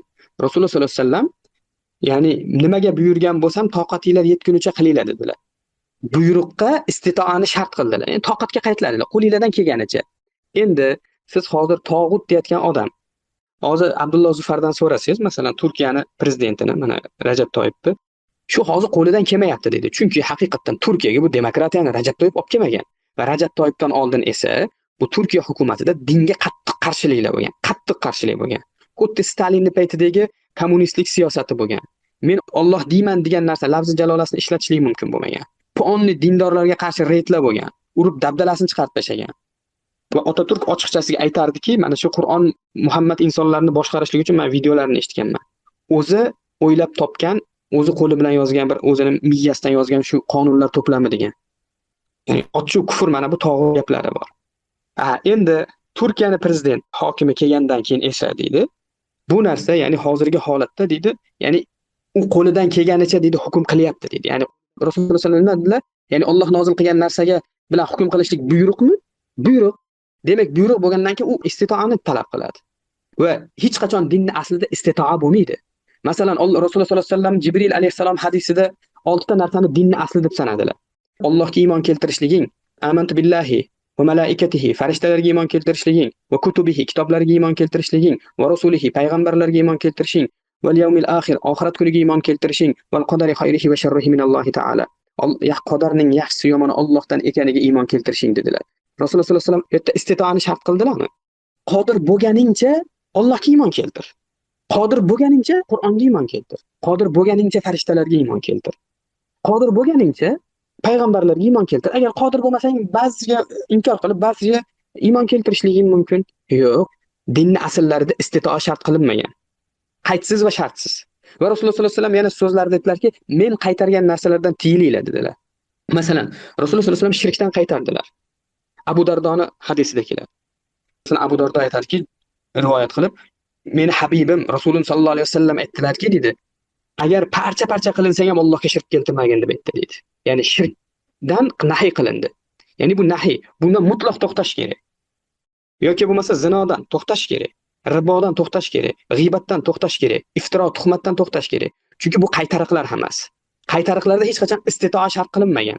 Lekin qaytariqlarning hammasi ham dinni asli emas. Masalan, mana qaytariqlarning hammasi dinni asli emas. Mana zino qilmaslik dinni asli emas. Zinoni qilib qo'ygan odam uni harom deb e'tiqod qilsa, u Alloh nozil qilgan narsa bilan hukm qilmagan bo'ladimi? Ha, hukm qilmagan bo'ladi. Kofir bo'ladimi desa, kofir bo'lmaydi deymiz. Nimaga? Chunki u mana shu Alloh nozil qilmagan narsa bilan hukm qildi. Ya'ni qilmagin degan ishni qilib qo'yishlik bilan u Allohning hukmiga zid narsani izhor qildi, amal qildi, shu bilan hukm qildi. Lekin o'sha narsani xato ekanligini, o'shani ma'siyat ekanligini, aslida u Alloh nozil qilgan narsa bilan hukm qilishligi kerakligini iqror qilganligi uchun u iymonida qoladi. Ibn Taymiy rahimahulloh aytadiki, musulmonlarning mana shunaqangi masalalarda, ya'ni ma'siyat bo'lgan muomalat boblarida, agar ular deydi bir jihatdan gunohkor bo'ladi, bir jihatdan iymon keltirgan bo'laveradi ular deydi. Majmul Fatovoda keladi. Nimaga desa, chunki ular deydi o'sha qilayotgan ma'siyatini musulmon odam harom ekanligini, Alloh va Rasuli tomonidan unga taqiq borligini iqror qiladi. Lekin boshqa tarafdan u ma'siyatni qilib qo'yadi. U ma'siyat qilgan tarafdan ma'siyat qilganini mislicha u deydi jazolanadi deydi. Va bu yerdan iymon keltirgani uni haromligiga, shariatda unda taqiq borligiga qalbidagi va lafzida uni iqrori bor. U bu tarafiga esa u deydi mukofot oladi deydi. Qanday qilib mukofot oladi desa, anu ma'siyatini mislicha jazosini oladi-da, keyin undan gunohi soqit bo'lib, gunohidan tozalanib u jannatga kiradi deydi. Nimaga? Chunki unda asl bor edi deydi. U Alloh harom qilgan narsani halol qilib e'tiqod qilmasdi va bu narsani da'vo qilmasdi deydi. Ya'ni hozir Turkiyaning prezidenti haqida ham Abdulloh Zufar xuddi shu narsani gapiryapti. Ya'ni u o'ziga buyurilganmi, siz buyurilgan. Ya'ni Alloh nozil qilgan narsani hukm qilishlikka buyurilganmiz. Chunki Alloh subhanahu va taolo oyatda aytdi: "Fahkum baynahum bima anzalalloh" dedi. Sen ular o'rtasida Alloh nozil qilgan narsa bilan, senga nozil qilingan narsa bilan hukm qil. Va la tattabi' ahwaahum, va ularning havo xohishlariga ergashma dedi. Bu prikaz, buyruq. Va buyruqlar esa istitoani shart qiladi. Demak, Rajab Toyibni deydi, toqati yetmaydi bu narsaga deydi. U qo'lidan kelganicha qilyapti deydi. Va davlatni boshqaruvida deydi u. Faqat buni o'zi emas-da bu davlatni boshqarish deydi. Shuning uchun bu haqiqatdan aslida masalan ba'zi musulmonlar uni takfir qilsa ham, uni nima deb takfir qiladi desangiz, u mana shu zohiri bizga ko'rinayotgan narsasi deydi. Ko'rinayotgan narsasi. Biz shu narsani Alloh nozil qilgan narsa bilan hukm qilmaslikni, ya'ni boshqa shariat, ya'ni Qur'on va sunnatni chetga surib boshqa hukmlarni olib kelishlik, davlat tepasiga olib kelishlik. Buni kufr deymiz, haqiqatdan ijmoiy masala buni kufrligi. Lekin biz uni shu qilyapti deymiz-da. Tushundingizmi? Ya'ni bizni unga bergan takfirimiz zonni takfir. Qat'iy bo'lgan, bavoh bo'lgan masala emas. Agar bu qat'iy bavoh bo'lganida biz uni ustida silsila ishlatgan bo'lardi. Tushundingizmi? Biz ularni ko'rishlarini ham e'tiborga olamiz. Ularni shubhalarini ham e'tiborga olamiz. Aytamizki, ularni gapi ham to'g'ri bo'lishligi mumkin. Biz xato qilayotgan bo'lishimiz mumkin deymiz. Yoki biz to'g'ri qilayotgan bo'lishimiz mumkin, ular xato qilayotgan bo'lishi mumkin deymiz. Chunki o'rtamizdagi masala ochilmay qolgan masala deymiz. Va o'rtada haqiqatdan juda ham bir mustahkam bo'lgan shar'iy dalillar turibdi ikkala tarafda ham. Lekin masala ochiq emas, ya'ni shaxsning holati ochiq emas, demokratiyaning holati emas. Mana shuni qalbida marazi bor, masalan, saroychilar noto'g'ri tushunyapti. Go'yoki biz masalan bir shaxsni ustida silsila qilmaymiz deb, demokratiyani ustida silsila qilmaslik kerak. Yo'q, demokratiyani ustida men to'xtab o'tirmayman. Demokratiya bilan boshqarishlik, davlat insonlar o'rtasidagi, chunki bu Qur'onga kofir bo'lishlik. Chunki bu hukmda Alloh azza va jallani haqqi bo'lgan hukmni yoki Allohning fe'li bo'lgan hukm sifatini taqsimlashlik. Allohdan boshqalarni sherik qilishlik hukumatda yoki Qur'ondan boshqalarni tenglashtirish, bu ochiq bo'lgan shirk bo'lgan narsalar, ochiq kufr bo'lgan narsalar. Bu sunniylar ichida ijmo bo'lgan qat'iy bo'lgan masala. Hech kim bunga xilof qilmaydi. Xilof qilgan odam kofir. Lekin shaxsning ustida muammo bor sizlarda, shaxsning ustida. Shaxsning ustida katta xato qilyapsizlar, silsila qilib. Gapiravering. Buni gumonga, ya'ni zonni takfir qilayotgan bo'lyapsiz. Ana shu zonni shaklda, ya'ni gumonga asoslanib takfir qilayotgan bo'lyapsiz, to'g'rimi? Ha, takfir zonni. Qat'iy bir narsa yo'q. Qat'iy narsa yo'q. Qat'iy bo'lganda biz o'sha shaxsning holati qat'iy, uni bavoq kufrga tushganligiga bizga qat'iy, ochiq, mutawatir bizda bir hujjat dalilimiz bo'lganda biz uni ustida silsila ishlatardik. Sizlar shunaqa deb o'ylayapsizlar, qat'iy deb o'ylayapsizlar, shuning uchun silsila ishlatyapsizlar. Asli qat'iy narsa yo'q. Va u hukm qilmaslik aslan emas. Ya'ni masalan Qur'on bilan boshqarmayapti ular, Qur'on bilan boshqarish kerak deyapsiz-ku. Asli bu Qur'on bilan boshqarishlik istitoani shart qiladigan narsada. Bu fiqhiy masala, bu farqiy masalada. Sizlar uni dinning asli deyapsizlar. Ular dinning asli deysizlar deb narsani ki tafsilotga kirishasizlar. O'zi bir narsa dinning asli bo'lsa, tafsilotga kirishilmaydi. Bu yerda bir aqlimga to'xtab qolgan narsa shuki, men tushungan narsa shuki, sizlar men ham Alloh taoloning hukmini joriy bo'lishligini xohlaymiz. Alloh taoloning hukmini joriy qilmaslik, aslan joriy qilmaslik. O'sha kofirlarda yashashlik bir musulmon uchun kufrda. Aslan islom shariatiga ko'ra yashashligi kerak musulmon odam, to'g'rimi? Albatta. Kofirlarda yashashlikni xohlamasligi kerak. Ya'ni islom shariatiga ko'ra yashashlikni xohlashlik kerak, to'g'rimi? Albatta shariatni xohlash kerak. Siz ham shariatni xohlayapsiz, men ham shariatni xohlayapman, to'g'rimi? Ijmoliy va tafsiliy. Men qachon xohlayman shariat. Men ham islom shariat joriy bo'lishligini xohlayman. Masalamiz bu yerda bir xil, to'g'rimi? Ha, ikkalamiz qarang, shariatni xohlayotganimiz bir xil. Demokratiyani kufr deyotganligimiz bir xil. Demokratiyani xohlamayotganligimiz birinchi masalada kelishdik. Demokratiyani kufr deyapmiz, ikkinchi masalada ham kelishdik. Uchinchi masalada shuncha farqliligiga boryapmiz, to'g'rimi? Hokimlar ustida va hukmni joriy qilishlikni siz asl deyapsiz, men asl emas deyapman. Bu farq deyapman. Siz asl deyapsiz. Bu yerda ixtiloflashyapmiz, to'g'rimi? Ikki xil. Endi ikki xil tushuncha bo'lyapti. Endi bu yerda birinchi masalada ham Alloh taoloni rad qilaman demayapman, to'g'rimi? Yo'q, masalanda, yo'q, misol qilib so'rayapman-da bu yerda. Turkiyaning prezidenti Alloh rad qilaman dedimi? Yo'q, bu yerda Turkiyaning prezidenti, Turkiyaning prezidenti bilan Abdulaziz Farqi Yo'q, hozir ikkimiz bunday xolis gaplashyapmiz-da, do'stona bir shaklda. Siz bilan men faqatdan shunday to'g'ridan to'g'ri. Turkiyaning prezidenti prichom-da bu yerda. Faqatdan siz bilan men gaplashyapmiz bu yerda-da. Ikkimiz o'zimiz tushundingizmi? Nima demoqchi bo'lganligim? Qarang Salohiddin, men shuni shubham yo'q, tushunayotganligimga men prekrasniy tushunib turibman. Ya'ni muammo nimada? Birinchi masalada kelishdik, ikkinchi masalada kelishdik, uchinchi masalada ixtiloflashib qoldik, to'g'rimi? Shaxs ustida, birinchisi. Shaxs ustida. Endi qarang-da, sizni nima uchun va yana ikkita masala bor. Ixtilof qilayotgan masala. Gapimni tugatib olsam maylimi? Salohiddin, bitta masala emas biz xilof qilayotgan narsa, ikkita masala. Siz Qur'onning hukmini ijro qilishlikni dinning asli deyapsiz. Vaholanki masalan Rajab Toyibni, Turkiyaning prezidentini Qur'onni inkor qilganligi haqida bitta ham dalil yo'q-da. Masalan, Qur'on bizga kerak emas, biz yig'ishtirdik Qur'onni, demokratiya Qur'ondan ko'ra afzalroq. Aslida degan yo'q, narsani deb, Qur'onni inkor qilgan joyi yo'q. Tamom, tushundim. Qur'on kitobni inkor qilaman deb ochiqdan ochiq degani yo'q, to'g'ri. Masala bu yerda. Demoqchi bo'lgan gapim, lekin Qur'onning hukmini ijro qila olmayapti. Hukmni joriy qilishlik asl degandan maqsad bu yerda demokratiya joriy bo'lsin demayapman, shu Qur'on kitob joriy bo'lsin deyapman, to'g'rimi? Yo'q, qarang, xo'p, men joriy bo'lsin deng, men ham joriy bo'lsin deyman. Siz ham ana shu furu degan paytingizda ham shu Qur'onni joriy bo'lsin degan maqsadda aytyapsiz, to'g'rimi? Albatta. Bitta masalada farqli siz boshqacha tushunyapsiz, men boshqacha tushunyapman. Sizningcha bu bunchalik darajada menga qarata adovat kuchli unda. Qarang, adovatim faqat sizga emas, Salohiddin. Sizlarni, ya'ni musulmonlarga yetkazayotgan zararinglar va insonlarning sizlarni emasda, men bitta o'zimman bu yerda. Ya'ni takfirchilarni demoqchiman, Salohiddinmi? Tamam, men agarda sizni ko'zingizda takfirchi bo'ladigan bo'lsam, bitta men o'zimdan mas'ulman, to'g'rimi? Ha, xo'p. Nimaga sizlar deyilyapti?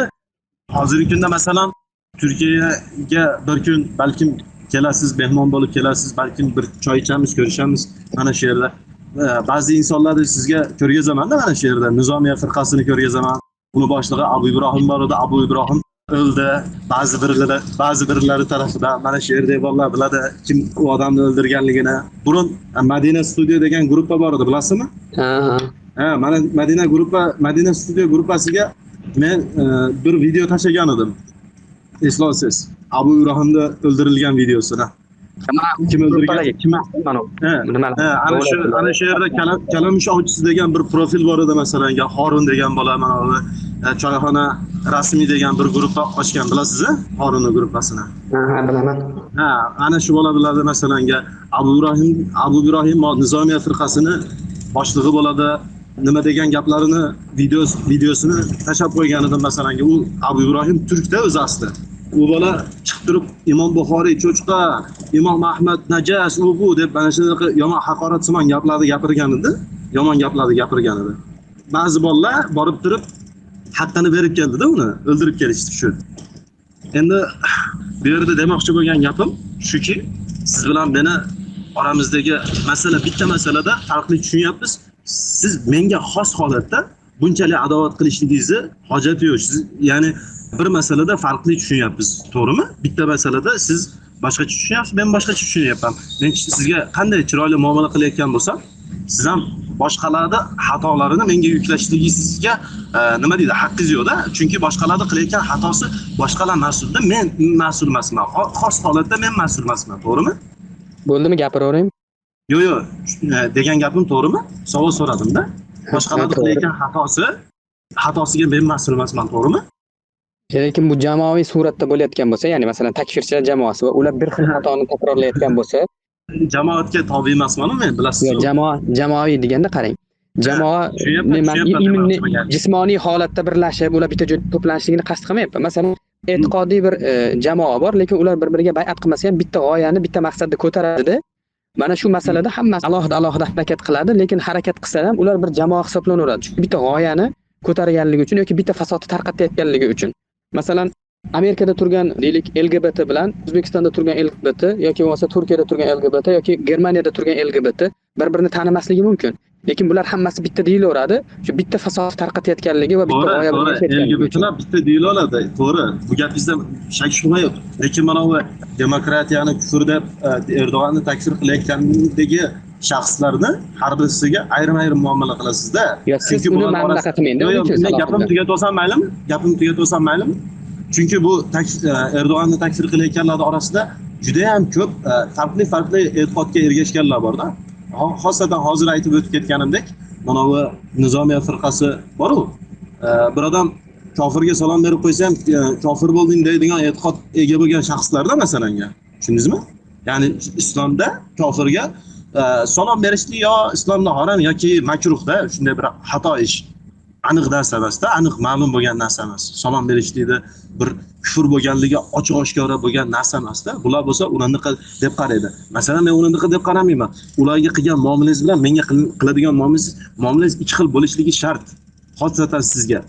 Bo'ldim, javob bering. Tushundingizmi? Ya'ni meni haligi takfirda g'uluvga ketgan deb qarashligingiz bo'lishligi mumkin-da, shunday qarashligingiz mumkin. Lekin sen dalilsiz holat takfir qilasan, johilsan, ilmsizsan, o'qimagansan, nima deydi? Orqangga qarab ham takfir qilasan, oldinga qarab ham takfir qilasan, chap tarafingga qarab ham takfir qilasan, o'ng tarafingga ham qarab takfir qilasan, aynaga qarab ham takfir qilasan degan gaplaringiz xosatan menga to'g'ri kelmaydi-da. Balkim boshqalarga deyishligingiz mumkin. Men siz bilan gaplashib, aqidaviy masalani tafsiliy holatda nimalarni siz bilan bir xil qarashligimizni bayon qildim, to'g'rimi? Bitta ikkita masalada farqli qarab qolganligimiz uchun birisi-birimizga haqorat qilishlikni kerak yo'q-da.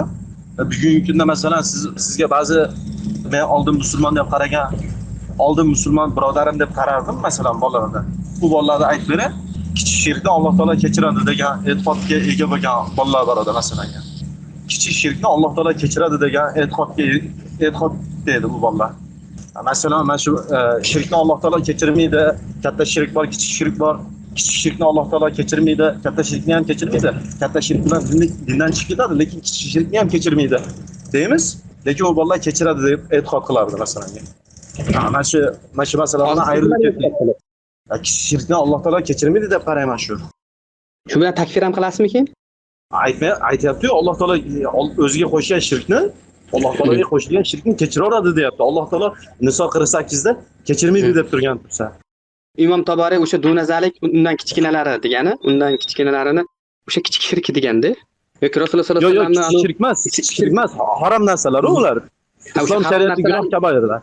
harom narsalarni najdiylar shirkni bir juzi deydi. Yo'q, kichik shirk emas-da. Kichik shirkni ham Alloh taolo kechirmaydi-yu. Kechirmasligiga dalil yo'q-da kichik shirkni. Tamom, Niso 48 da innalloha degani albatta Alloh kechirmaydi shirkni deyapti, to'g'rimi? Undan keyingi dunazalik bu undan kichikroq bo'lgan narsalar. Ha, bu yerda ana shu dunazalikdan maqsad qilinganida tafsir kitobga qaraydigan bo'lsangiz, gunoh ma'siyatlar haqida gapirilayotganligi ochiq-oshkora. Shirk emas-da bu yerda, shirk haqida gapirilmayapti. Ya'ni gunoh ma'siyatlarni qiladigan odamni ham Alloh taolo kechiradi deb turib qilaverish kerak emas-u. Endi qilgan bo'lsa, tavba qilgan bo'lsa Alloh taolo kechiradi. Lekin shirkni qanaqa qilib kechiradi? Shirkni kechirmaydi. U vallahi kechiradi deb qarardi-da. Hech qanaqa dalil olib kelishmagan shu Alloh taolo shirkni kechiradi deganiga hech qanaqa bir dalil olib kelishmadi. Payg'ambar sollallohu alayhi vasallamdan yoki sahobalardan hech qanaqa dalil olib kelishmadi. Kichik shirkni o'sha kechirishligiga dalil takfir qilmasligida. Takfir qilishlik u keyingi masala. Lekin kichik shirkni Salohinda unaqa emas. Agar bir narsa shirk bo'lsa, mana shirk insonni dindan chiqaradi. Masalan qarang. Alloh subhanahu va taolo Tavba surasining 31-oyatida Allohning halolini harom, haromini halol qilgan olimlarni, hukmlarni qabul qilgan kishilarni olimlarga ibodat qiluvchilar dedi. To'g'rimi? Ittakhadu ahbarahum va ruhbanahum arbaba min dunillah dedi. Yoki bo'lmasa val masih ibn maryam va ma umiru illa li'abudullohi ilahan wahida dedi. Ya'ni Alloh taolo aytayaptiki, Allohning halolini harom, haromini halol qilgan kishilarni Allohdan boshqa olimlarni o'zlariga roblar qildi dedi. Ya'ni rob lafzini jam siyg'asida keltirdi. Ya'ni Allohdan boshqa roblar qildi. Nima sababidan? Allohning halolini harom, haromini halol qilganligi uchun. Keyingi oyatda esa va Masih ibn Maryamni iloh qildi dedi. Va Alloh taolo ularni mushrik dedi. Ya'ni Allohning halolini harom qilsa ham, haromini halol qilsa ham mushrik bo'ladi. Va Masih ibn Maryam alayhisalomni ilohlashtirsa ham u nima bo'ladi? Mushrik bo'ladi. Endi qarang. Tavba surasining 64-oyatida esa Alloh taolo aytadiki, haligi oyat bor, qul abillahi va ayatihi va rasulihi kuntum tastahzi'un oyat. Bu oyatda esa Alloh subhanahu va taolo Alloh rasuli va dinini istihzo qilganlarni la ta'tadiru qad kafartum ba'da imanikum dedi. Tushunyapsizmi? Ya'ni bu degan gaplariz hammasi ana shu katta shirkka aloqador bo'lgan. Ya'ni bir odam Alloh taolo dinini masxara qiladigan bo'lsa yoki haqorat qiladigan bo'lsa, katta shirk qilgan bo'ladi, dindan chiqib ketadigan masalalar bularda. Katta shirk haqida aytilayotgan oyatlarda aytyapsiz. Lekin shirk haqida aytilayotgan hadislar borda, masalan, otamga qasam ichib aytamanki deydigan bo'lsa, bu kichik shirk bo'ladi. Kichik shirk bo'ladi. Buni degan odam mushrik bo'lmaydi, lekin mana odamni mana otamga qasam ichib aytaman degani ham kechirilib olmaydi-da. Tushundingizmi? Qarang. Mana bitta narsani tavba qilishligi kerak, tushundingizmi? Tavba qilish kerak degani mana bunaqa narsada har qanday ma'siyatga tavba qilish kerak. Ya'ni har qanday sag'ira yo kabira gunohlarga tavba qilishlik vojib. Sag'ira yo kabira gunohlarga tavba qilishlikning vojib ekanligi ummat o'rtasidagi ijmoviy masala, unga hech kim xilof qilmagan. Lekin tavba qilmasa, ahli sunna val jamoa bu Allohning mashiyasi ostida deydi. Ya'ni mashiya degani bilasizlar nima? Allohning irodasi ostida. Ya'ni kabira yoki sag'ira gunoh qilgan odamlarni islomdan chiqib ketmasdan, kabira yoki sag'ira gunoh qilgan kishilarni Alloh xohlasa azoblaydi, xohlasa azoblamasdan jannatga kiritadi. Bunga dalil nima desa, Bani Isroildagi ikkita aka-ukani qissasini aytishadi. Bani Isroilda kelgan ikkita aka-ukani holat. Ukasi taqvodor edi, akasi deylik fosiq edi. Haligi fosiq bo'lgan kabira gunohlarni ko'p qiladigan akaga taqvodor bo'lgan uka aytdiki, Allohga qasam dedi, birinchi da'vat qildi. Keyin aytdiki, Allohga qasam dedi, seni Alloh kechirmaydi deb oldi. Ya'ni Alloh subhanahu va taoloning mashiyasini o'zini go'yoki irodasiga qaytlab oldi. Ya'ni Allohning mashiyasi, irodasi, ya'ni Alloh u xohlagan odamni kechiradi, u xohlagan odamni azoblaydigan narsani gapirdi. Alloh subhanahu va taolo Rasululloh sollallohu alayhi vasallam aytdilarki, ikkalasini ham jonini oldi. Va taqvo qilgan, o'zini taqvosiga tavakkul qilgan, suyangan kishini Alloh azza va jalla jahannamga kiritdi. Lekin anu tavba qilmasdan ma'siyat qilib yurgan, lekin ma'siyatlarni harom deb bilgan, noto'g'ri deb bilgan shaxsni esa Alloh subhanahu va taolo azoblamasdan jannatga kiritdi dedilar payg'ambar alayhisalom. Ya'ni kabira gunohlar, shuni biling. Ya'ni tavba qilishlik, sag'ira gunohlarga tavba qilishlik shart. Faqat uni qarang, Alloh tavba qilmay o'lsa inson kechirmaydi degan narsa yo'q unda. Ahli sunna val jamoa kabira gunoh qilib o'lgan musulmonni Allohning mashiyasiga tashlaydi. Ya'ni u odamni gunoh haqida qo'rqadi va u odamni Alloh kechirishligidan umid qiladi. Bo'ldi, tamom, boshqa masalaga o'tmaydi. Endi kichik shirk esa xuddi mana shu jumladan salohida. Qarang, kichik shirk masalasi eshitib turing-da. Kichik shirkni siz tushunmayapsiz. Kichik shirk masalasini ham shuning uchun sizga aytdimki, mana men katta shirklarda nima uchun Tavba surasida o'sha deylik 31, 64, 65 yoki 74-oyatlarda Alloh subhanahu va taolo ochiq bavoq shirk qilgan kishilarni takfir qildi. Chunki katta kufr, ya'ni bavoq kufr va bavoq ochiq bo'lgan shirk masalalari o'z sohibini qilishligi bilan dindan chiqarib tashlaydi. Tushunyapsizmi? Ularga dindan chiqarganlik hukmi beriladi. Mushrik, kofir ismi beriladi. Endi kichik shirk qilgan odamlarni nima uchun Rasululloh sollallohu alayhi vasallam, masalan, zoti anvot, Rasulullohga yo Rasululloh zoti anvot qilib bering degan kishilarni Rasululloh sollallohu alayhi vasallam katta shirk bilan vaid tahdid qildilar. Allohga qasam sizlar Bani Isroil, ya'ni Musa alayhisalomdan so'ragan narsani so'rayapsizlar dedilar-u, lekin nima uchun sizlar mushriksizlar demadilar. Yoki bo'lmasa qo'liga ip bog'lab olgan kishi Rasulullohning oldiga keldi. Rasululloh sollallohu alayhi vasallam qo'lingdagi nima deganda, bu meni vahimdan saqlaydi dedi. Ya'ni vahimdan saqlashga sabab bo'ladigan narsa deganda, payg'ambar alayhisalom aytdilarki, Allohga qasam dedilar, bu narsa sendagi vahim degan kasallikni ziyoda qiladi va sen bu bilan o'lsang abadan najot topmaysan dedilar. Ya'ni katta shirk bilan tahdid qildilar. Vaholanki tumor taqishlik, ya'ni bir narsa Alloh va Rasuli bir narsani sabab demagan narsani sabab deb ushlashlik, bu narsa kichik shirk. Ya'ni Alloh saqlamaydi, mana shu tumor saqlaydi deyishlik bu katta shirk. Ya'ni unga bir Allohning qanaqadir rububiy sifatini isbot qilishlik katta shirk. Lekin Alloh shuni sabab qilgan deyishlik, Alloh sabab qilmagan narsani asossiz sabab qilishlik bu kichik shirk. Va undan keyin Umar ibn Hattobning Buxoriyda kelgan hadisi, otamga qasam degan so'zi. Otamga qasam deyishlik esa ummat o'rtasida kichik shirk ekanligi ijmo qilingan masala. Va bu narsaga Rasululloh sollallohu alayhi vasallam masalan Abu Hurayradan rivoyat qilingan hadisda kim Allohdan boshqaga qasam ichsa u shirk qildi dedilar. Lekin bu vaid katta shirk bilan bo'laveradi kichik masalalarga. Lekin shu amallarni qilgan odamlarni takfir qilmaslik, ularni islomdan chiqarib yubormaslik shunga dalolat qiladiki, demak bu musulmon xato qildi, gunoh qildi. Demak bu odamga u islomdan chiqarib yubormagani uchun uni biz Allohning mashiyasiga tashlaymiz. Ya'ni Alloh uni xohlasa kechiradi, xohlasa azoblaydi. Ya'ni kichik shirk qildimi, demak u jahannamda qoladi degan narsa bo'lmaydi. Agar u kichik shirk qilgan odam ham jahannamda bo'ladigan bo'lsa, sizlar Rasululloh sollallohu alayhi vasallamga bir ayblovni qo'yishinglar kerakki, Rasululloh sollallohu alayhi vasallam katta shirk qilgan odamlarni, bavoq shirk, bavoq kufr qilgan odamlarni takfir qilmadi. Masalan, zoti anvot so'ragan kishilarni yoki qo'liga ip bog'lagan kishini yoki Umar ibn Hattobni ochiq shirk qildi, otasini Allohdek ulug' deb turgan bir shaxsni Rasululloh sollallohu alayhi vasallam ko'rdilarda, hattoki Alloh Rasulullohga sen shirk keltirsang ham kechirmayman deb tursa ham, Rasululloh Umarni kechirib yubordi, uni islomda qoldirdi degan bir iftironi Rasulullohga ilzom qilishinglar kerak. Ya'ni sizlar tutgan uslub shunga dalolat qiladi. Tushunyapsizmi? Yoki bo'lmasa sunniy bo'lishinglar kerak. Sizlar aytishinglar kerakki, biz deyishinglar kerak, kichik shirkni katta kabira gunoh deymiz. Kichik shirk katta, ya'ni kabira gunohlar turkumidan hisoblanadi. Alloh uni xohlasa azoblaydi, xohlasa kechiradi deymiz. Kichik shirk qilgan odam dindan chiqib ketmaydi deymiz. Endi sizlarning uslubingizda bo'lsa, kichik shirk qilgan odam mushrikdir, uni mushrik demagan mushrikdir deyapti. Bu esa Allohning dinida haddan oshish deyiladi. Allohning dinida haddan oshib ketyapsizlar. Mana shu noto'g'ri uslub. Yo'q, uni demayapmiz. Siz xato tushunyapsiz. Kichkina shirk, katta shirk jahannamda abadiy qoladi. Kichkina shirk abadiy qoldirmaydi. Lekin jazosiz ham qurtulib to'g'ridan-to'g'ri jannatga kirib ketmaydi u kichik shirk qilgan odam deyilyapti bu yerda. Agar jazosiz qolmaydi desangiz ham xato bo'ladi. Noto'g'ri gap. Chunki u Allohning mashiyasida degan narsaga maxluqlarni burnini tiqishga haqqi yo'q. Alloh o'zining mashiyasida bo'lgan narsani Alloh xohlasa qiladi. Abu Saloh birodar kelib salomlashib qo'yaylik. Assalomu alaykum va rahmatulloh birodar, keling. Yaxshimisizlar birodarlar, tinchmisizlar? Rahmatlar bilan charchamayapsizlarmi? O'z salomatimizcha, omonmisiz ibodatlar bilan? Alhamdulillah birodar, yaxshi bo'lsin, o'zinglar tinchmisizlar? Alhamdulillah.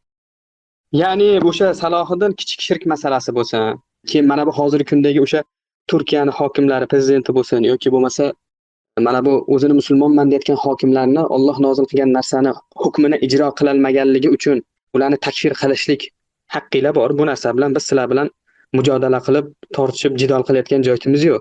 Lekin mana shuni ustida masalan hozir Abdulloh Zufar siz tog'utga kofir bo'lmadi degan gapingiz bu xato narsa. Tushunyapsizmi? Mana shu narsada men sizlarga qarshilik qilyapmanki, u usulinglar mana shu dinni, Allohning dinida, Rasululloh sollallohu alayhi vasallamning dinida bir yangi narsani paydo qilishlik. Ya'ni musulmonlarning o'rtasiga tafriqa solishlik yoki deylik olimlardan, da'vatchilardan musulmonlarni to'sishlik yoki ularga nisbatan yomon gumonni paydo qilishlikka o'xshagan bir fasod. Chunki hozir ummatni qutqaradigan narsa faqat ilm.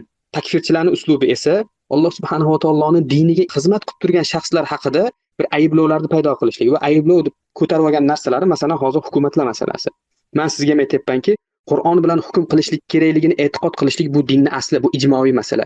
Lekin Qur'on bilan hukm qilishlik, hukmni ijro qilishlik esa bu dinning furusi hisoblanadi. Ya'ni far'iy masala. Bu istitoani shart talab qiladi.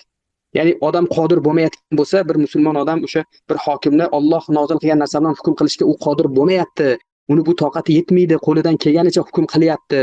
Ya'ni qo'lidan kelgancha shariatga imkon beryapti degan narsa bilan bir hokimni demokratiya bilan boshqarib turgan, o'zini musulmonman degan hokimni takfir qilmayotgan musulmon, da'vatchi, olim, farqi kim bo'lsa bo'lsin uni takfir qilishlik, uni ustida silsila qilishlik esa bu yer yuzida katta fasod bo'lishligiga sabab bo'layotgan narsa bo'lyapti.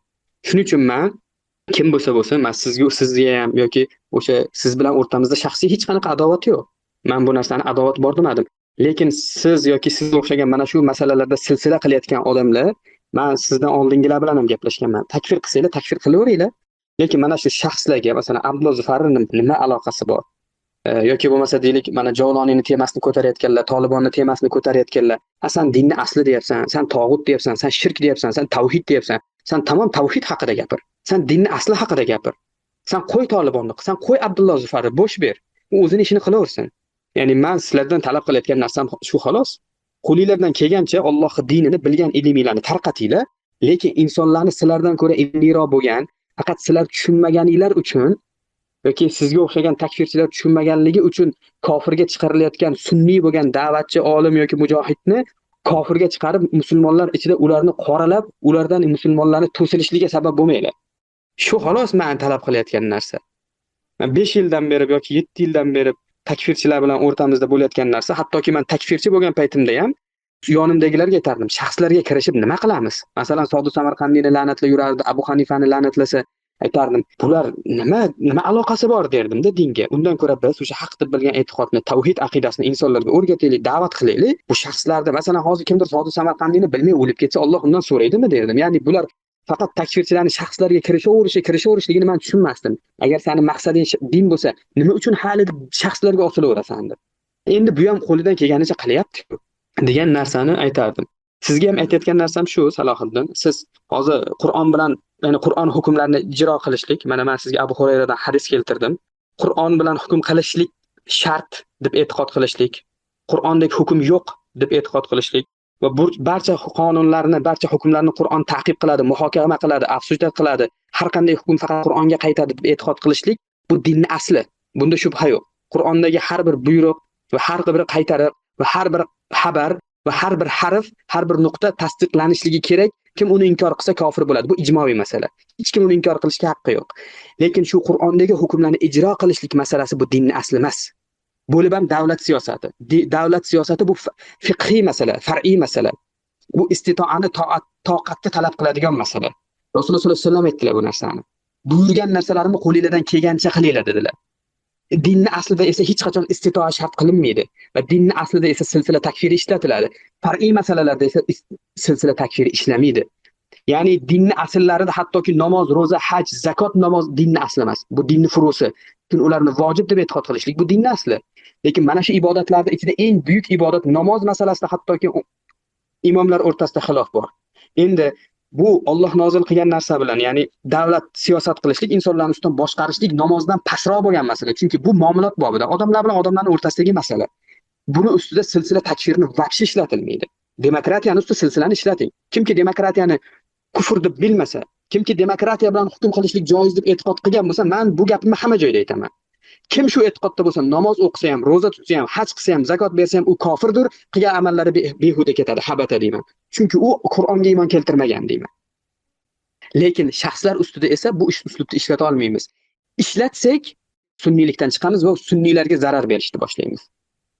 Shuning uchun biz dinimizni o'rganishimiz kerak. Asllar bilan far'iy masalalarni ajratib olishligimiz kerak. Takfirchilar esa far'iy masalalar ustida talashib tortishib, takfir silsilasini ishlatib, ilzom qilyapti bu narsalarni. Va eng qizig'i ularning logikasidagi narsa shunchaki tutun xolos, miyadagi tutun, shar'iy asos yo'q, tushunyapsizmi? Allohul musta'an ya'ni. Salom birodar, xato gapirib yormadimmi? Salohiddin bilan anchadan beri gaplashib turibmiz. Yo, mashalloh birodar, men hozirroq keldim. Juda yaxshi mavzu haqida gap ketdi va chiroyli suhbat bo'ldi. Alloh rozi bo'lsin birodar. yaxshi gaplar bo'ldi. Ba'zi narsalarda farqli tushunamiz ekan, mana shu Qur'onni joriy qilishlik masalasida. Ya'ni Alloh subhanahu va taolo shariatini joriy qilishlik masalasida sizlar boshqacha tushunasizlar ekan, men boshqacha tushunadigan ekanman. Chunki men deb aytishligim faqat o'zim shaxsimdan javobgarman-da Robbim huzurida va har bir degan gaplarimga o'zimni shaxsiy holatda degan gaplarimga javobgarman. Va boshqa bir takfirchi siz aytgandek jamoatlar bilan birga bo'lmaganligim uchun oldin ham o'tib ketganidek ularni degan da'volariga men mas'ul emasman. Bir nechta masalada farqli tushunyapmiz. Shu xosatan mana shu islom shariatini joriy qilishlikda va islom shariatini joriy qilmagan shaxsni masalan bugungi kunda masalan ochiqdan ochiq deydigan bo'lsak, Turkiya davlatini tog'utligida va buni tog'ut deb qaramagan, ya'ni bularni takfir qilmagan shaxslarni masalasida farqli tushunyapmiz-da.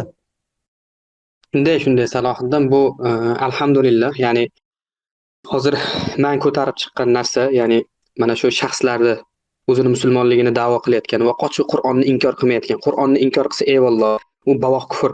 Shuning uchun hozirgi o'zini musulmonman deyotgan hokimlarning takfiri ham bu zonniy takfir deb aytib o'tdim, ya'ni zon bilan qilingan takfir. Agar u qat'iy bo'lganida va bavoq narsa ustida bo'lganida, ya'ni demokratiya bavoq, lekin shaxsning holati bavoq emas. Ya'ni u haqiqatan Qur'onni inkor qilib qilyaptimi? Yoki bo'lmasa u o'zi shariatni o'z ixtiyori bilan o'sha istitoasi, toqati bo'la turib shariatni olib kelmayaptimi? Qur'onni chetga surib qo'ydimi? Yoki o'zi bu shariat u kelishdan avval ham boshqa narsa, ya'ni demokratiya bormidi davlat ustida? Bor edi, voqelikda qarasak. Demak u bor bo'lgan bo'lsa, agar uni shu istitoasi, toqati yetadimi shu demokratiya degan narsani olib chiqib tashlashga desa, yo'q degan narsalar kelib chiqadi-da. Endi shuning uchun buni yana dinni asli emasligiga bitta dalil nimani dalili bo'ladi? Najjoshiyning dalili. Imom Buxoriyda hadis keladi. Najjoshiyning Rasululloh sollallohu alayhi vasallam nimalarni o'qiganligi haqida, janozalarini. Sahobalar kofir deb o'ylaydi Najjoshiyni, lekin Rasululloh sollallohu alayhi vasallam u kishini solih banda deb maqtaydilar. Rasululloh sollallohu alayhi vasallam Najjoshiy o'sha o'zini qavmi bilan Rasulullohga iymon keltirgandan keyin iymonini yashirib, o'sha davlatning ustida hokim bo'lib qoladi. Va hattoki iymonini yashirib yashaydi, ya'ni to'qiya qilib yashaydi. Lekin Rasululloh sollallohu alayhi vasallam undan mana shu Alloh nozil qilgan narsani buzilgan, ya'ni buzilgan Injil bilan yashardi u. Ya'ni kufr bo'lgan, kufrga aylanib ketgan Injil bilan hukm qilardi. Ya'ni Allohni uchta deydigan, Allohning haloli harom, haromini halol qilib, Allohning shariatlarini o'zgartirib tashlagan kufriy nizom bilan hukm qilardi. Rasulullohga iymon keltirganida, lekin Rasululloh sollallohu alayhi vasallam Najjoshiydan o'sha davlatni tepasidan ketishlikni talab qilmagan. Agar u davlatni tepasida turishligi, uni dinini aslini parchalab tashlaganida edi, undan albatta u yerdan ketishligi vojib bo'lardi. Chunki kufr shirkka ruxsat faqat ikrohda bo'ladi. Ruxsat, ya'ni bu ham. Ya'ni vojib emas, ruxsat. Ya'ni kimiki agar majbur qilinsa kufr shirkka, u toqati yetmaydigan bo'lsa, o'sha mushriklar tarafidan majburlanayotgan narsaga toqati yetmaydigan bo'lsa, u albatta ochiq inson shu ular talab qilgan shirkni qilganligi yoki kufrni qilganligi uchun inson dindan chiqib qolmaydi. Lekin Najjoshiyni esa u davlat tepasida qolishga hech kim majbur qilmagan edi. Aksincha u o'zi xohlab qoldi. O'zi o'sha davlat tepasida qolishligi uchun o'zini qavmi bilan, bitriqlari bilan urushdi, jang qildi. Najjoshiy esa keyin o'sha jangda yutgandan keyin hattoki bitriqlar uni oldiga keladi. Sen Iso ibn Maryam haqida nima deyapsan? Sizlar nima deyapsizlar deydi. Biz Iso ibn Maryamni Alloh o'g'li deymiz deganda Najjoshiy aytdiki, men ham xuddi shu narsadaman deb ko'ksida yozilgan la ilaha illalloh deb yozilgan bitoqaga ishora qiladi. Men ham shuni ustidaman deydi. Ya'ni bitriqlar uni, ya'ni men Iso ibn Maryamni Alloh o'g'li deyman degan tushunchada ekan deb tushunadi, ya'ni to'qiya qiladi. Lekin u la ilaha illalloh Muhammadur Rasululloh deyman degan narsaga ishora qilayotgan bo'ladi, qo'li bilan va qalbi bilan. Faqat tilida shuni ochiq aytmaydi. Va shu bilan u o'zi hech qanday majburlashsiz o'zini davlatida boshliq bo'lib qoladi. Va u boshliq bo'lib qolishligini payg'ambar alayhisolatu vassalom takfir qilmadilar, aksincha u o'lgandan keyin maqtadilar, solih banda dedilar va u kishining orqasidan janozani o'qidilar. Uni aytmadilar Rasululloh sollallohu alayhi vasallam. Nimaga bu zindiq shunchalik dunyoni yaxshi ko'rib qoptimi? Nimaga ketmadi, taxtiga yopishib qoldi? Kim uni majbur qilyapti ekan? Demadilar Rasululloh sollallohu alayhi vasallam. Agar dinni asli bo'lganida Alloh va Rasuli albatta Najjoshini malomat qilgan bo'lardi. Chunki dinni asllarida ixtiyor degan narsa yo'q. Shuning uchun o'sha takfirchilarni, mana bu musulmon, o'zini musulmon sanayotgan hokimlarni shariat bilan hukm qila olmayotganligi uchun ularda boshqa ochiq bir boshqa kufr ko'rinmasa, shariatni inkor qilishlik unga o'xshagan holatlar ko'rinmayotgan bo'lsa, bavoq kufr ko'rinmayotgan bo'lsa, ularning ustida silsila ishlatishga vobshe haqqi yo'q demaydi. Ularning ustida silsila ishlatishligiga va ularning ustida hech qachon qat'iy narsa bilan takfir qila olmaydi. Faqat zon bilan takfir qilinadi. Zonni esa ilzom qilish mumkin emas. Zonni ustida silsila bo'lmaydi. Qat'iy bavoq masalani ustida silsila bo'ladi. Tushundingizmi? Ha, tushundim. Lekin mana bu siz bu yerda mana bu ularni ism qo'yayotgan paytda sal hurmat bilan gapirishligingiz kerak. Nima deylik?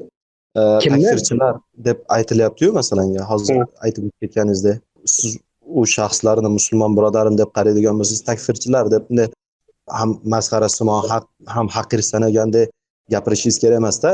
Men haqir sanashga haqqim bor. Tushunyapsizmi takfirchilarni? Chunki ular dinga, musulmonlarga berayotgan zarari, insonlarni ilmdan to'sayotganligi va kofirlarni, musulmonlarni, islomni qoralashlikka kofirlar bilan bir safda turib xizmat qilayotganligi uchun ularni masxara qilishligimga ham, kerak bo'lsa ular o'zlari qo'ygan usul bilan o'zlarini takfir qilishlikka ham haqqim bor. Chunki ularni o'zlari qo'ygan usul bilan barchasi kofir. Bu xuddi mana bunaqa narsaga o'xshaydi. Masalan, fiqhda shunaqa narsa bor. Masalan, tahorat qon chiqsa buzadi degan e'tiqodingiz bo'lsa, lekin men u narsani o'zim e'tiqod qilmasam, lekin sizga tahoratingiz qon chiqishligi bilan, a'zoyingizdan qon chiqishligi bilan men Salohiddin tahorati ketdi degan hukmni berishlikka haqqim bor. Nimaga? Chunki siz o'zingiz shunaqa e'tiqoddasiz. Endi bir takfirchi ham bir narsani kufr ekanligini da'vo qilib ko'tarib chiqsa-da, keyin u ham mana shu narsaga o'zi tushib qoladigan bo'lsa yoki o'sha o'zi kufr, shirk, dinni asli deb da'vo qilayotgan narsasida o'zi shoqlashib yurgan bo'lsa, men ham aytaman-da, sen o'zing kofirsan deyman. Nimaga kufr, shirkda istisno bormi deyman-da. Boshqalarga takfir qilasan, boshqalar sen o'ylagan narsa bilan dindan chiqib ketadi. Nimaga sen chiqib ketmaysan deyman. G'alati emasmi deyman. Boshqalarga takfirchi, havorij o'zingga murjiya bo'lishliging mabodo deyman-da. Alloh taoloni ayni havoyi nafsini iloh qilgan kishini ko'rmadingmi degan oyatidagi kishilar mabodo sallamasmisan deyman-da. Shariatga taslim bo'lishligi uchun shariat tushirilmaganmi deyman-da. Shariatga taslim qilasanlarmi sizlar o'zlaringga deyman. Tushunyapsizmi? Unaqa adolatsiz bo'lmasligi kerak-da, Salohiddin. To'g'ri, tushundim. Lekin siz o'zingizni tushungan, siz o'zingiz o'rgangan e'tiqod bilan yana ham ana shu o'zingizni e'tiqodingiz bilan muomala qilishingiz kerak. Ana shu takfirchilar kelgan paytda. Men takfirchilar takfir qilaman. Takfirchilarni men takfir qilaman hujjatdan keyin. Ha, tushundim. Hujjat qilaman, mana keltiraman. Mana qilayotgan uslubing musulmonlarni haqsiz takfir qilyapsan desam, u hujjatni qabul qilmaydigan bo'lsa, sen mushriksan, kofirsan deyman. Buni men takfir qilaman. Hujjatdan keyin kofir bo'ladi. Ular hattoki hujjatsiz takfir qilib tashlaydi musulmonlarni. Men ularga nisbatan men sunniy bo'lganligim uchun adolatliroq pozitsiyani ushlayman. Ya'ni Qur'on sunnatga yaqin bo'lgan manhajni ushlayman. Ya'ni ularga hujjatdan keyin, shariatni ochiqlab bergandan keyin va men o'zimni shar'iy va voqelikdagi aqliy dalillar bilan shariatni unga dalil hujjatni qoyim qila olaman va undagi shubhalarni ketkiza olaman deb hisoblayman. Va shularni qilganimdan keyin ham yo'q deb o'zini marazda turib olgan bo'lsa, bo'ldi sen kofirsan deyman. Hujjatdan keyin. Unda yana bir narsa so'rasam maylimi? Mayli. Iroq Shom Islom davlati deb nomlangan mujohidlar deb aytiladi-yu, masalan. Ana shu bolalarda ham mana shu Shom diyoridagi bolalar hujjat qoyim qilgan, yetarlicha darajada hujjat qoyim qilgan necha martalab, to'g'rimi? Kimga hujjat qoyim qilgan? Davlat islomiya deb nomlangan jamoat bor edi-yu, islomiy davlat deb boshida xalifa deb haligi Abu Bakr al-Bag'dodiy degan bir shaxs bor edi masalan. Mana shu bolalarga qarata qanday muomala qilasiz hozir? Hozir o'zini davlatga nisbat qilayotgani davlatul islomiya jamoasini men ofitsion aqidasini bilmayman, lekin o'zini o'sha davlatga nisbat qilgan ahli ilmlarni o'zimga yaqin birodarlarim bor, ularning aqidalarini men bilaman degan, ba'zilarini haqiqatan takfirda g'ulu qilgan ahli ilmlari, da'vatchilari bor bo'lgan va ba'zilarning ichida sunniylari bo'lgan, lekin sunniylari zaifroq bo'lgan va ularga unaqa imkoniyatlar berilmagan deydi. Lekin hozirgi voqelikda o'zini men davlat islomiyaga aqidasini berayotganlarni qilayotgan takfirni ham bir tiyin deb bilaman. Chunki ular musulmonlarni haqsiz takfir qilyapti. Hujjat iqomat dalil bilan bo'ladi. Ya'ni hujjatni qoyim qildim desa deb alkash kelsa-da menga hozir mashina bankani ichidagi suvni men hujjat iqoma qilaman desa, bor toshingni ter deyman-da. Tushunyapsizmi? Hujjat iqoma, hujjat dalil, shariat dalil degan narsa dalil bo'ladi. Tushunyapsizmi? Dinni asli deb da'vo qilyaptimi bir narsani? Mana shu narsani shariat deb da'vo qilyaptimi? Bitta oyatda aytib, endi masalan inne keyin desa bu bo'lmaydi. Tushunyapsizmi? Bir narsani asl desa zo'r bilsin-da. Va men shularda masalan nechtasini men ko'rdim, men shu paytimgacha hali mana shu o'zini davlatga nisbat qilayotganlarni yoki takfirchilarni birortasini dinni aslarini, umuman tafsilotlari bilan bilganini umuman ko'rmadim. nima deydim, bundoq suhbatlashayotganingizda o'sha bitta avvalida o'sha tiqilib qoladi. Chunki ular o'zi shunaqa botqoni ichida turibdi-da, chunki jaholatda bu narsa. O'zi dinni aslini yaxshi tushunmaydi. O'zi tushunmagan narsa bilan musulmonlar ustida hukm qilishlikdan Allohdan taqvo qilishlik kerak-da. Odam o'zini nafsini o'zi biladi deydi Alloh. O'zingni bilasan-ku johilligingni, hali alif ham farqiga bormasligingni. Endi lekin musulmonlarga nisbatan bo'lib ham musulmonlarning olimlariga, mujohidlariga, da'vatchilariga, islom uchun haqiqatan ilmiy va amaliy bir xizmat qilgan, praktikasi bo'lgan odamlarga nisbatan kibring, ularni pisand qilmasliging, ularni haqir ko'rishliging vahshiy deyman. Salkam 7 osmonga yetib qolay deydi. Lekin o'zingni holating mana shu pashsha bilan teng bo'yotibdi. Qanday bu narsa bir-biriga mutanoqiz deyman. O'zingdagi asl deyman juda ham xor, zalil, lekin sendan ko'ra kabir bo'lgan shaxslarga nisbatan haqir qarashliging esa umuman, ya'ni juda ham yuqori qavat osmonda turyapti. Bu noto'g'ri narsa emasmi deyman-da. Tushunyapsizmi? Inson haddini bilishi kerak. Rasululloh sollallohu alayhi vasallam aytganlarda, shu o'zini haddini bilgan kishiga Alloh rahmati bo'lsin. O'zini bilsa-da kimligini. Tushundim. Abu Saloh birodarlar savollar bo'lsa, birodarlar, nima qilinglar? Alohida inshaalloh ertaga gaplashamiz. Yana qolgan vaqt bo'lsa. Movi jamoat Jabhatun Nusra Tahrir Shomni qonunni halollab ularga qarshi jang qildi-yu masalanga davlat jamoati. Jabhatun Nusra Tahrir Shom mana shu Shomdagi bolalarni kofir deb qarab ularga qarshi jang qildi-yu masalan, bular o'zlaridan o'zlari ham chiqarib olmadi-da bu gapni. Ana shu Abu Bakr Bag'dodiy bo'lsin, Umar Shishani bo'lsin yoki Shayx Abdulaziz bin Ali at-Turkiy bo'lsin, mana shu shaxslar Jabhatun Nusra va Tahrir Shomni takfir qilib mana shularga qarshi urushasizlar deb buyruq berdi. Buyruq berganidan keyin jang qilishni boshladi-da. Bularning aqidasi haligi bir noma'lum bo'lgan holatda emas-u, ma'lum ya'ni. Hozir shu savolingizga biz hozir Abu Saloh birodardan so'raymiz. Birodar, nima uchun o'sha Jabhatun Nusroga yoki Tahrir Shomga davlatni deylik o'sha mas'ullari yoki ahli ilmlari bo'lib turgan odamlar nimaga takfir berdi? Chunki siz o'sha holatda voqelikda ichida bo'lgan bu narsaga bevosita guvoh bo'lib turgan shaxs sifatida siz bu narsalarni bizdan ko'ra yaxshiroq bilasiz. Bizga kelgan ma'lumotlar faqat bir bilvosita bir internet tarmoqlarida o'qigan, eshitgan, ko'rgan narsalarimiz xolos. Bizga kelgan narsalarga qo'shilib ketgan bo'lishligi mumkin yoki umuman haqiqat yetib kelmagan bo'lishi mumkin. Shuni Abu Saloh birodardan so'raymiz, birodar. Assalomu alaykum va rahmatullohi va barakatuh. Birodarlar, yaxshimisizlar? O'zi aslida o'sha takfir masalasidagi adashgan toifalarni, bidat toifalarini, ya'ni takfir qilishlikdagi usuli xatoda. Ya'ni xato usuliga ko'ra hukm chiqaradida. Masalan, xuddi o'sha Ali roziyallohu anhuni zamonasidagi takfirchilar, "Va man lam yahkum bima anzalallohu fa ulaika humul kafirun" degan oyatni xato usulga tushirish bo'lganda, ya'ni xato usulga tushirish olib turib sahobalarni takfir qilgan. Endi har bittasi chiqaradigan nimasi, hukmi ana shu usulga ko'ra bo'ladi. Masalan, bizda takfir qilishganda nima deyishgan? Hayat Tahrir Shom kufrga tushdi. Kim Hayat Tahrir Shomda bo'ladigan bo'lsa, u ham kofir bo'ladi. Ya'ni bayat beradigan bo'lsa, kofir bo'ladi degan usulni chiqarishdi. O'zi aslida Hayat Tahrir Shom mujohid bir jamoat edi. Bularga bayat bergan odam jihad uchun bayat bergan odam edi. O'zi aslida o'sha shariy hukmi bu toat edi.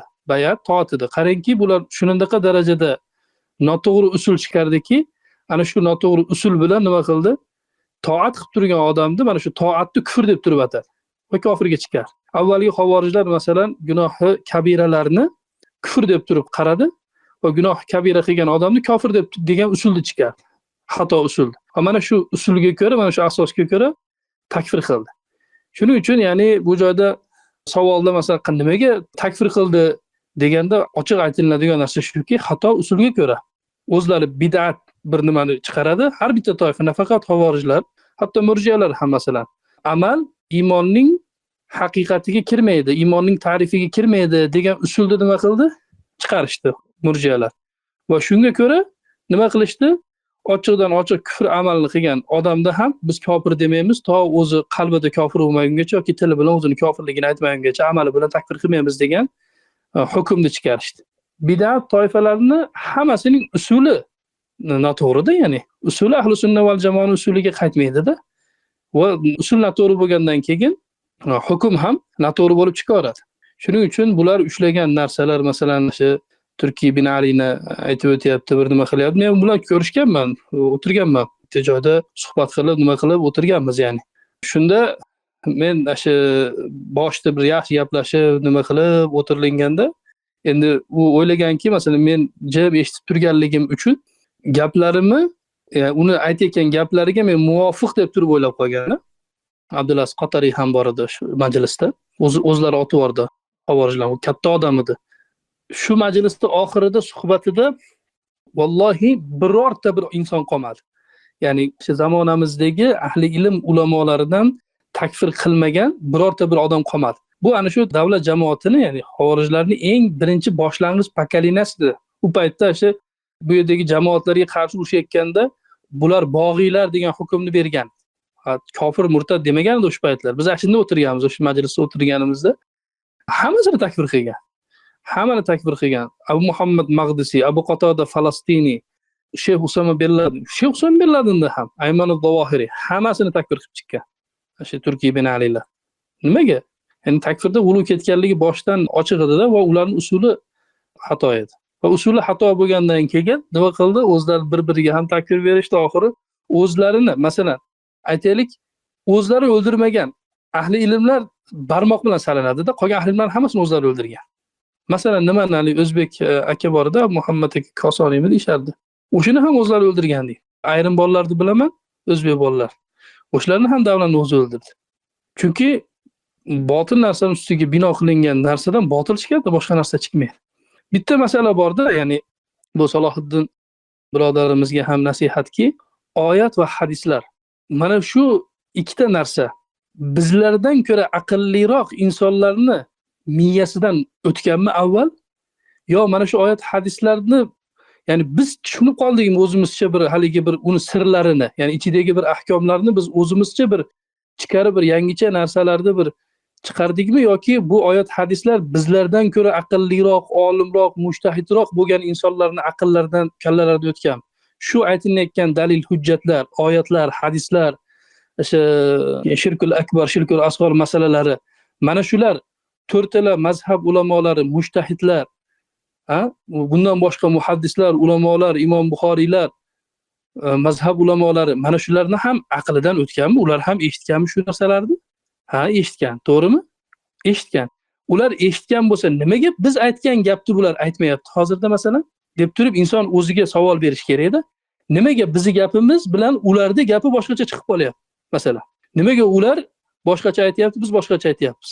Abdulaziz Turafiyning bitta gapi borki, shariat ahkomlarini Qur'on va hadisda o'qib turib, o'zingcha bir hukmni chiqarib olganliging shariatdagi zaif narsani, ya'ni zaif bo'lgan, hukmi zaifroq bo'lgan narsani ushlashliging o'zingcha hukm chiqarib olgan narsadan ko'ra yaxshiroqdir deydi. Nimaga? Chunki bu sen o'zing chiqarding, buni orqasi kesilgan. Ya'ni sen aytgan, sen o'ylagan narsani, sen chiqargan narsani boshqa ulamolar gapirmagan. Nimaga endi seni kallangga kelib qoldi bu narsa? Nimaga boshqa olimlar mana shu narsani nima qilmadi? Ya'ni ko'rmadi degan so'zni aytadi. Tushundingizmi? Shuning uchun ya'ni masalan men ko'raman ko'p o'sha masalan Qur'oniylar bor, boshqa nimalar bor, Qur'onni o'zlaricha oxirlagancha bir tarjima qilib, tafsir qilishadi. Ya'ni yangicha narsalarda, ya'ni bu tushunchalar yangicha tushunchalar. Ulamolar masalan bu mana shu narsalar dalillarda o'qigan ular ham. Nimaga ular shu gapni gapirmagan? Nimaga mazhab ulamolari bu gapni gapirmagan? Shuning uchun ya'ni inson dinida fitnaga tushib qolmasligi uchun, dinini salomat saqlashligi uchun salaflarga ergashishlik degan qoida bor. Salafi solihlarga, ulamolarga ergashishlik, salaflar yo'lini tutgan ulamolar ergashishlik degan masala bor. Agar bularning etagini ushlamaydigan bo'lsa, inson adashib ketib qoladi. Ha, men shu o'zimcha tushuna olaman ekanda, bu manaqa bo'lar ekanda, manaqa dalil chiqar ekanda deb turib dalillarni bir-biriga urushtirib tashlaydi. Masalan, tushunmaslikdan, ya'ni. Ya'ni shuning uchun ya'ni bu masalalarda, ya'ni takfir masalalarida ham mazhab ulamolarining so'zlari, zabardast katta kuchli ulamolar bor. Mana shu mashlarga qaytariladigan bo'lsa, o'zi aslida shu xavorijlik masalasi bo'lsin, murjiyalik masalalari bo'lsin, o'zida-o'zi hal bo'lib ketadi. Hal bo'lib ketadi. Chunki biz hammamiz bir muqallidmiz, ya'ni ergashuvchilarmiz, tobilarmiz, ya'ni ulamolarga. Shu ulamolar nima deyapti? Shu ulamolarning so'zini keltiradigan bo'linsa, bo'ldi, o'zida-o'zi masalalar yopiladi. Ko'p masalan suhbatlar nimalar bo'ladiki, ulamolarning so'zlari ana shu dalillarga salaflarning yondashishligi qanaqa bo'lgan, salaflarning fahmi qanday bo'lgan shu dalilni tushunayotgan paytda masalan mana shu narsa bilan yondashmaydigan bo'lsak, biz aqidada salomat qolishligimiz qiyin. Chunki hamma adashib ketgan toifalar ham dalil hujjatga ushlaydi. Qur'ondan dalil keltiradi, hadisdan dalil keltiradi, rofizalar ham masalan, hammasi yoki Qur'ondan dalil keltirayotgandek bo'ladi. Masalan, Qur'oniylar ham masalan, qarasangiz Qur'ondan dalil keltiryapman deb turib o'ylaydi. Lekin mana shu Qur'onni sendan ko'ra aqlliroq insonlar o'qiganmidi? Sahobalarning aqlidan miyasidan o'tganidi bu narsa. Nimaga sen aytgan gapni ular gapirmadi, sen o'zingcha o'ylab topding mana shu gapni, yangi gapni degan savolni o'zimizga berishligimiz kerak-da. Allohu a'lam. Masalan, tevadagi bir masala o'tdi-yu, men shu suhbatda eshitib turdim. Kichkina shirkni Alloh kechirmaslik masalasidagi mavzu. Bu o'zi aslida haqiqatdan xilofli bo'lgan masala. Lekin ulamolar nima deb aytgan?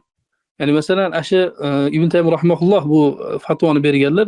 Innalloh la yaghfiru yushrika bihi va yaghfiru ma duna zalik degan ayyushraka bu an harf masdar bo'ladi va harf masdar bo'lgandan keyin innalloha la yaghfiru ash-shirka bihi degan ma'no kelib chiqadi. Ya'ni alif lomsiz, ta'rifsiz. Ya'ni shirk bu joyda ya'ni ma'rifa emas, munkar holatda kelyaptiki, nakira holatida kelyaptiki, nakira umumiy shirklarning hammasini o'z ichiga oladi deydi. Mana shuni dalil qilib turib Ibn Taymiyya rahimahulloh kichkina shirklarni ham Alloh taolo kechirmaydi deydi. Lekin ana shu joyini shunday ovoladida bir ba'zi odamlar, ya'ni Alloh kechirmaydi ekan kichkina shirkni deb turib kichkina shirk bilan takfir qiladi. Lekin kichkina shirk insonni millatdan chiqaradimi, islomdan chiqaradimi degan masalani birorta olim aytmaganda salaflardan. Hatto Ibn Taymiyya rahimahulloh o'zi ham aytmagan. Hatto shu kechirmaydi degan gapni aytgan bo'lsalar ham, lekin dindan chiqaradimi, chiqarmaydimi degan masalada yo'q, dindan chiqarmaydi kichkina shirk. Katta shirk bilan farqi shuda. Katta shirk dindan chiqaradi, kichkina shirk dindan chiqarmaydi. Katta shirk butun amallarni habata qiladi, kichkina shirk butun amallarni habata qilmaydi. Mana shu masala. Demak, butun amallarni habata qilmas ekan, kishini dindan chiqarmas ekan, bu gunohi kabiralar turiga kiradi. Gunohi kabiralar turiga kirganda bilamizki, gunohi kabiralar ham nima? Allohning mashiati ostida bo'ladi. Ana shu mashiatning ichida faqatgina Ibn Taymiyya rahimahulloh aytadiki, mana shu nima mashiatga kirmaydi deydi. Va bu gapi ham ikki xil kelgan. Hatto majmuada. Ba'zi nimada gunoh kichkina shirklar mashiat ostiga kiradi deb kelgan. Va ayrim so'zlarda esa kirmaydi deb turib kelgan. Umumiy dalilda umumiyligini olib turib. Lekin kirmaydigan bo'lsa ham endi nima bo'ladi degan masaladagi javob shuki, kishini ana shu amaliga yarasha yo jazosini oladi yoki solih amallari bilan gunoh amallari taroziga qo'yilganda solih amallari ko'p bo'ladigan bo'lsa, u tarozi g'olib keladida, u odam jannatga kiradi deydi. Yoki bo'lmasam gunoh amallari g'olib keladigan bo'lsa, xuddi ana shu gunoh kabira qilgan odam gunohiga yarasha jazosini olganda kiradi, u ham kichkina shirk qilgan odam do'zaxga kiradi, u gunohiga yarasha jazosini oladi, biroq abadul abad do'zaxda qolmaydi. Chunki kichkina shirk keltirgan odam, katta shirk esa abadul abad do'zaxda qoladi. Ya'ni bu masala juda oddiy masala. Ya'ni ulamolarning so'zlariga qaytsak, mazhab ulamolar so'ziga qaytadigan bo'lsak, bu masalani chiroyli yechib turib ketganda. Lekin biz nimamiz? Ya'ni biz yoki bir narsani bilib oldik-ku, topib oldik-ku, bu narsani hatto Abu Hanifa ham bilmasdi, Imom Shofiy ham, Imom Malik ham, Ahmad ibn Hanbal ham bilmagan narsalarni biz yoki topib olgandek bo'lib turib chiqib turib nima qilamiz? Ya'ni ko'pincha bahslashib tortishib ketib qolamiz. Shunaqa, vallohu alam birodar.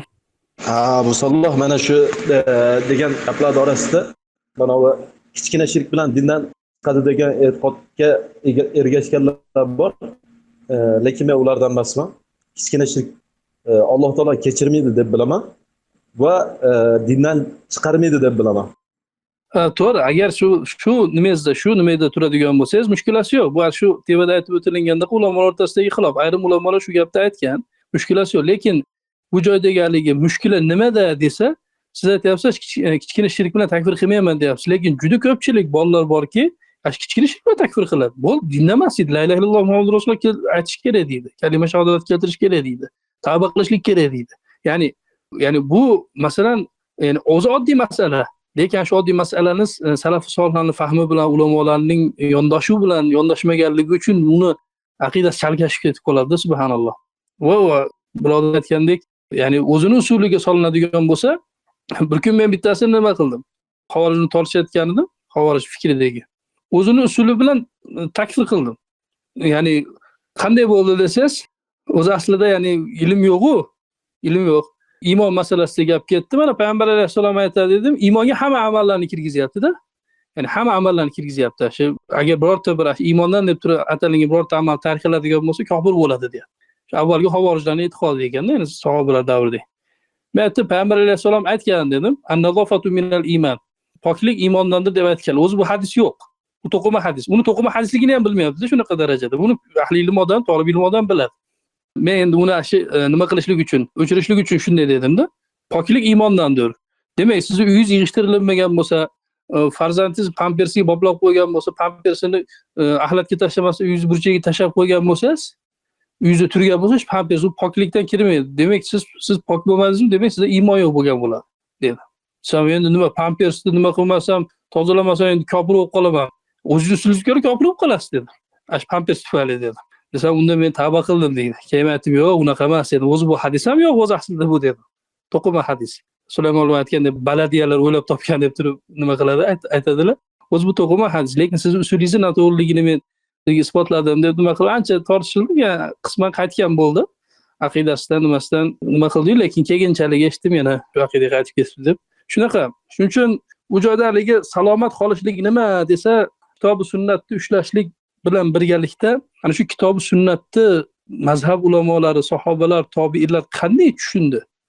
Qanday tushundi? Shu dalillarga qanday yondashdi?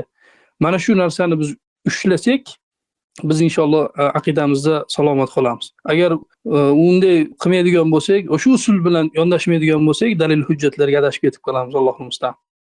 Bugungi kunda mana bu ayol kishilarni hijob masalasida juda ham bir nima qilishyapti-da.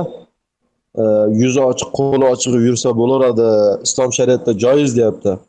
Ya'ni islom shariatida yuzi ochiq, qo'li ochiq, chiroyli bir qiz ko'chada yurishligi to'g'ri deb da'vo qilishyapti. Lekin men islom shariatida o'rgangan vaqtda ana shu o'zbek ayollarida O'rta Osiyoda burungi vaqtlarda shu buvilarimiz davrida, ota-bobolarimiz davrida kiygan paranjani hijob deb bilaman-da.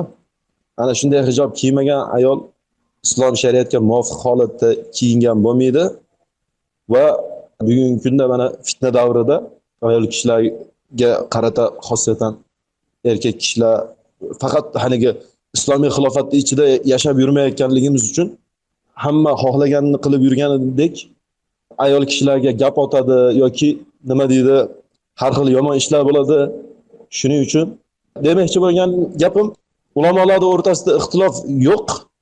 Ayol kishilarni mana shunaqa fitna davrida paranji kiyib yurishligi farzligida deb qarayman. Mana shu masalada ba'zi bilmagan narsalarim bo'lsa aytib bering aka. Abu Solloh aka. Tevadagi masalaga yana ham, ya'ni chuqurroq tevadagi masalaga bog'lab turib tushuntirmoqchiman bu masalani. Shu yuzni va qo'lni yopishlik kerak yoki yopishlik kerak emas masalasidagi ya'ni hukm o'zi aslida mazhab ulamolari o'rtasida ixtilofli bo'lgan masala. Nimaga? Chunki u dalillarni har xil tushungan.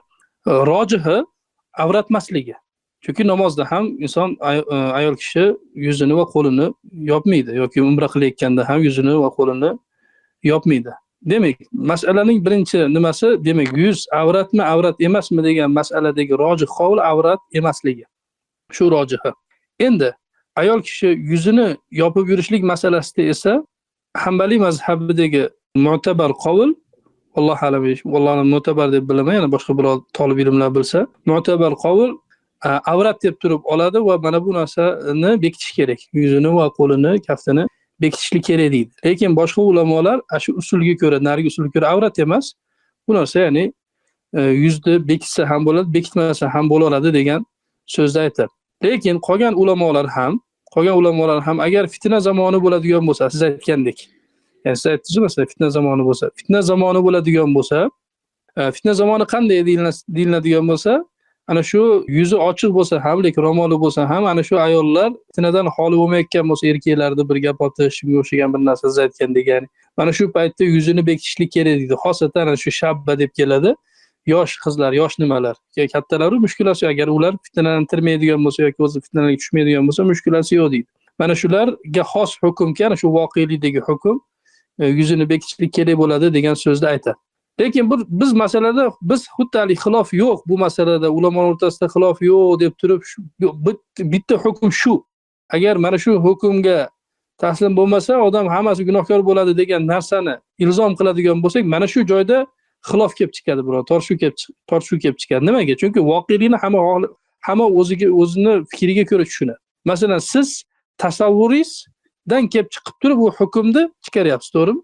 Shuning uchun usulda qoida borki, al-hukmu ala shay far'un min tasawwurihi deydi. Bir narsaga hukm qilish uning tasavvuridan kelib chiqadi. Ya'ni sizdagi tasavvurga ko'ra siz shu hukmni chiqaryapsiz. Bu sizning shaxsiy bir hukmingiz. Lekin boshqa bir odamlarning tasavvuriga ko'ra bu hukm chiqmayotgan bo'lishi mumkin. Chunki ular mana shu voqelikni boshqacha tushunyapti. Voqelikni, o'zini jamiyatini boshqa tushunyapti. Shuning uchun ya'ni mana bu o'rinda ya'ni bu masalani ko'tarib turib, xususan mazhab ulamolari o'rtasidagi hali tugatilinmagan masalalar, ya'ni aniq bir hukm bo'lmagan masalalarni talashib tortishlikni to'xtatgan yaxshi. Lekin hijobga da'vat qilinadi, nima qilinadi? Lekin qarangda birodar. Masalan, biz da'vatchilardagi bitta narsa borki, biz hijobga da'vat qildigan deylik. Masalan, odamlarni hijobga da'vat qildik, yuzlarni bektinglar dedik. O'rta Osiyo jamiyatidan kelib chiqyapmanda, hamma hijobga kirib ketadimi? Kirgizib ola olamizmi da'vatimiz bilan? Kirgizib ola olmaymiz. Nimaga? Chunki hukm bizning qo'limizda emas, davlat bizning qo'limizda emas. Lekin davlat bizning qo'limizga o'tadigan bo'lsa, hamma hijobli yursin deydi yoki yuzni yopib yursin deydi, hamma hijobli yuradi. Demak, biz hali tatbiq qila olmaydigan masalamizni qarab turib musulmonlar o'rtasida qilmayapsan deb turib bir-birimiz bilan tortishligimiz, hatto bizga da'vat eshiklarini ochib qo'ygan taqdirda ham mana bu narsani jamiyat ichida biz to'liq tatbiq qila olmaymiz. Bu nafaqat hijobga taalluqli bo'lgan masala. Boshqa masalalarda ham taalluqli bo'lgan, boshqa masalalarga ham taalluqli-da. Chunki Allohning ahkomlarini hammasini da'vat bilan, odamlarga amr ma'ruf nahiy munkar qilishlik bilan biz Allohning hukmlarini tatbiq qila olmaymiz. Umar roziyallohu anhu ga nisbatlangan bir so'z bor. Ba'zi ulamolar Imom Shofiyning so'zi ham deyshadi. Alloh Qur'on bilan tiymaganini sulton bilan tiyadi deydi. Ya'ni hamma ham Qur'on bilan tiyilinmaydi-da. Qur'on bilan tiyilinmaydi. Ya'ni siz aytgandek, agar shu masalani biz haligi umuman bir xilof yo'q, bu narsani qilishligimiz kerak degan fatvoni bergan taqdirimizda ham odamlar qilmaydi. Odamlar qilmaydi. Nimaga? Chunki davlat bizning qo'limizda emas. Demak, odamlar qila olmaydigan narsalar, ya'ni to'liq tatbiq qila olmaydigan masalalarda biz musulmonlar ichida tortishib nima qilishligimizni men ya'ni nima deydi? Asosiy bir mushkulotni yechimidan qochishlik deb turib o'ylayman-da. Ya'ni asosiy mushkulotga hamma e'tiborni qarashlik kerak. Bu xilofli bo'lgan masala boshqa bir nimalarda, ya'ni tatbiq qilinishlikda o'sha davlat musulmonlarning qo'lida bo'ladigan bo'lsa, ya'ni bu narsalar o'z-o'zi bo'lib ketadigan masalalar. Alloh a'lam. Alloh rozi bo'lsin birodar. Bir birodarlar o'rtasida bir suhbat bo'lib qoldi. Hozirgi Turkiyani hukumatini takfir qilayotgan musulmonlarni, ya'ni musulmon birodarlar, ya'ni Turkiyada endi ochiq masala, demokratik davlat. Hozir Rajab Toyyib Erdo'g'onni shaxsiyati haqida yoki uni bir qoralashlik, unga nisbatan xalqni ko'tarilishligi, hatto turk bo'lsin, turk bo'lmasin, mana shu davlat fuqarolari ham hattoki unga nisbatan bir agar takfir qilsa ham bir birodar shunga o'xshagan masalani ko'tardida, takfir qilgan birodarlar ham u haqida bir ortiqcha gap qilishlik yoki unga nisbatan xalqni qo'zg'ashlik, musulmonlar deyapti-da, ya'ni hatto musulmonlar uni muxolifi degani partiya emas, JXF, kommunist bo'lgan partiya emas. Tavhid, aqida, shariat xohlaydigan musulmonlarni ham Erdo'g'anga nisbatan boshqalarni nafratini qo'zg'atishligi yoki unga nisbatan bir xalqni qo'zg'alishga harakat qilishligi bu musulmonlarga zarar keltiradigan narsa. Xuddi musulmonlar o'zi o'tirgan shoxda o'zi kesishga o'xshaydi. Ya'ni qiyos qilyaptiki, ya'ni men o'z takfir qilsam ham, lekin uni yomonlab, qoralab, doim uni so'kib, unga odamlarni xalq qayrashga nima qilmayman. Baribir uni hukumati hozir demokrat, kufriy siyosat bo'lsa ham, lekin o'zi baribir o'sha musulmonlarga kamroq zulm qilish, musulmonlarga yordam berishga o'xshagan siyosat, buni siyosatida bor baribir, ya'ni shariatga yaqinlashish, zulmni kamroq bo'lishligi boshqa siyosatlarga ko'ra, ya'ni islomga dushmanchilik qilmaslikka o'xshagan narsalar bor. Bunga o'xshagan holatda musulmonlar takfir qilsa ham buni shaxsiyatlariga kirishmaslik bu avloroq degan narsani gapirdi-da. Shu qanchalik to'g'ri birodar? Ha, birodar, bu shu hukm masalasida, ya'ni Erdo'g'onni o'zini shaxsiyatiga berishlik bo'lgan hukm masalasida to'xtalib o'tmayman. Ya'ni bu masala tevada sam aytdingiz, bu zonni bo'lgan masala, ya'ni birov ya'ni uzr qilishi mumkin. Ya'ni bu ojiz degan nimada bu, ya'ni ahli sunna va jamoat doirasidan chiqarib yormaydi shu uzr qiladiganlar. Meni tushuncham bo'yicha, lekin isbotlab berishim mumkin, bu cho'zilib ketib qoladi. Siz bergan savolni men Muhammad Maqdisiyga berganman-da, shunga o'xshash ma'noda gaplashganmiz sheyx bilan. 2016-17 yillar edi, eslayman. Shu Erdo'g'on masalasi ham Shomda ko'tarilganda sheyxga shu savolni berganman. Sheyx, nimaga sizlar shu nimalar pozitsiyalarni ochiq nima qilmaysizlar deganman. Shu vaqt bir vaqt o'zi Sheyx Muhammad Maqsi bilan ham bu qatorda Falastiniy bilan ham gaplashganman. Bu qatorda Falastinni doim gaplashishlardi, oxirgi 2-3 yil ichida aloqamiz uzilib qoldi. Lekin shu Shomdagi bo'layotgan masalalarda, ko'p nimalarda gaplashishni vaqt turardi. Shunda Sheyx javob berganki, Abu Saloh degan, meni yaxshi taniydi Sheyx Muhammad Maqsi, aytganki, men degan, agar Erdo'g'onni ochiqchasiga bir takfir qilib, men o'zi takfir qilaman degan Sheyx Muhammad Maqsi. Men takfir qilaman, kofir deb bilaman. Chunki meni nimamda, ya'ni meni nazdimda unga uzr bermayman. Endi uzr beradiganlar ham bor.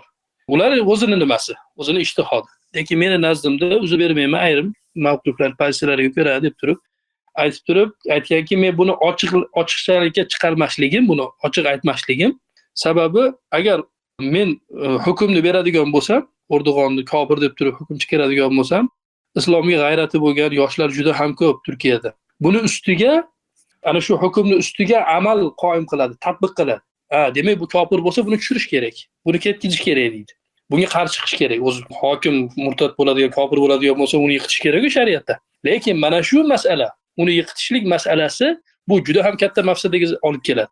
Chunki Erdo'g'on ketadigan bo'lsa, uni o'rniga keladigani nafaqat Erdo'g'on, uning ash partiyasi, ash oq partiya hukmron bo'lib turibdi.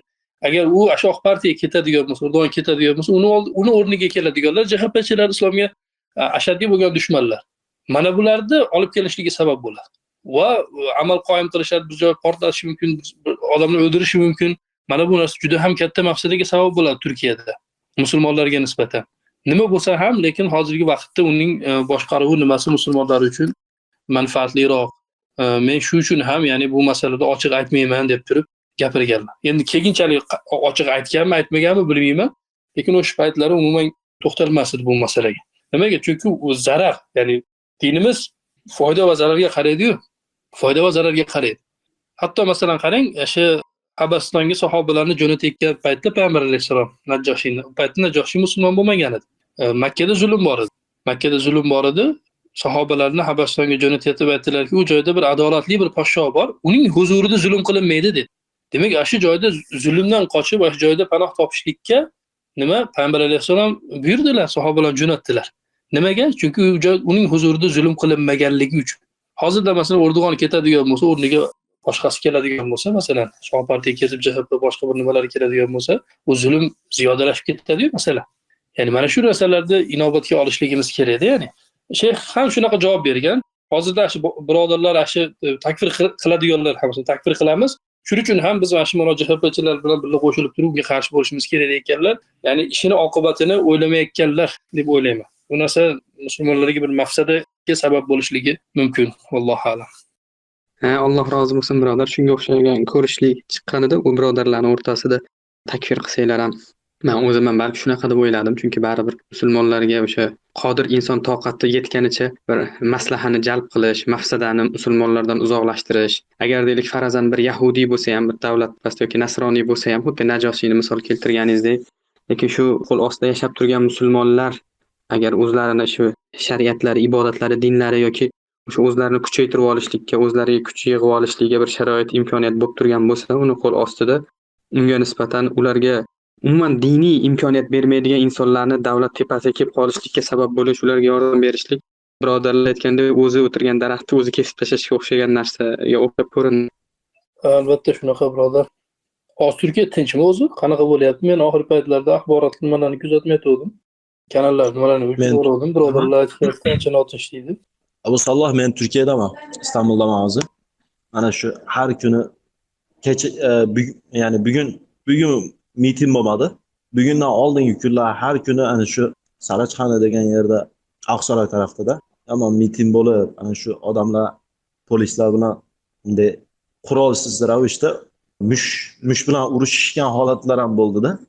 Polislarni urgan, mana shu xalq CHPchilar, polislar ularni urgan, polislar bilan haligi orada bir mushtlashishlik voqealigi bo'lganligi uchun katta mashinani olib kelib turib suvlarni chachratgan holatlar bo'ldi.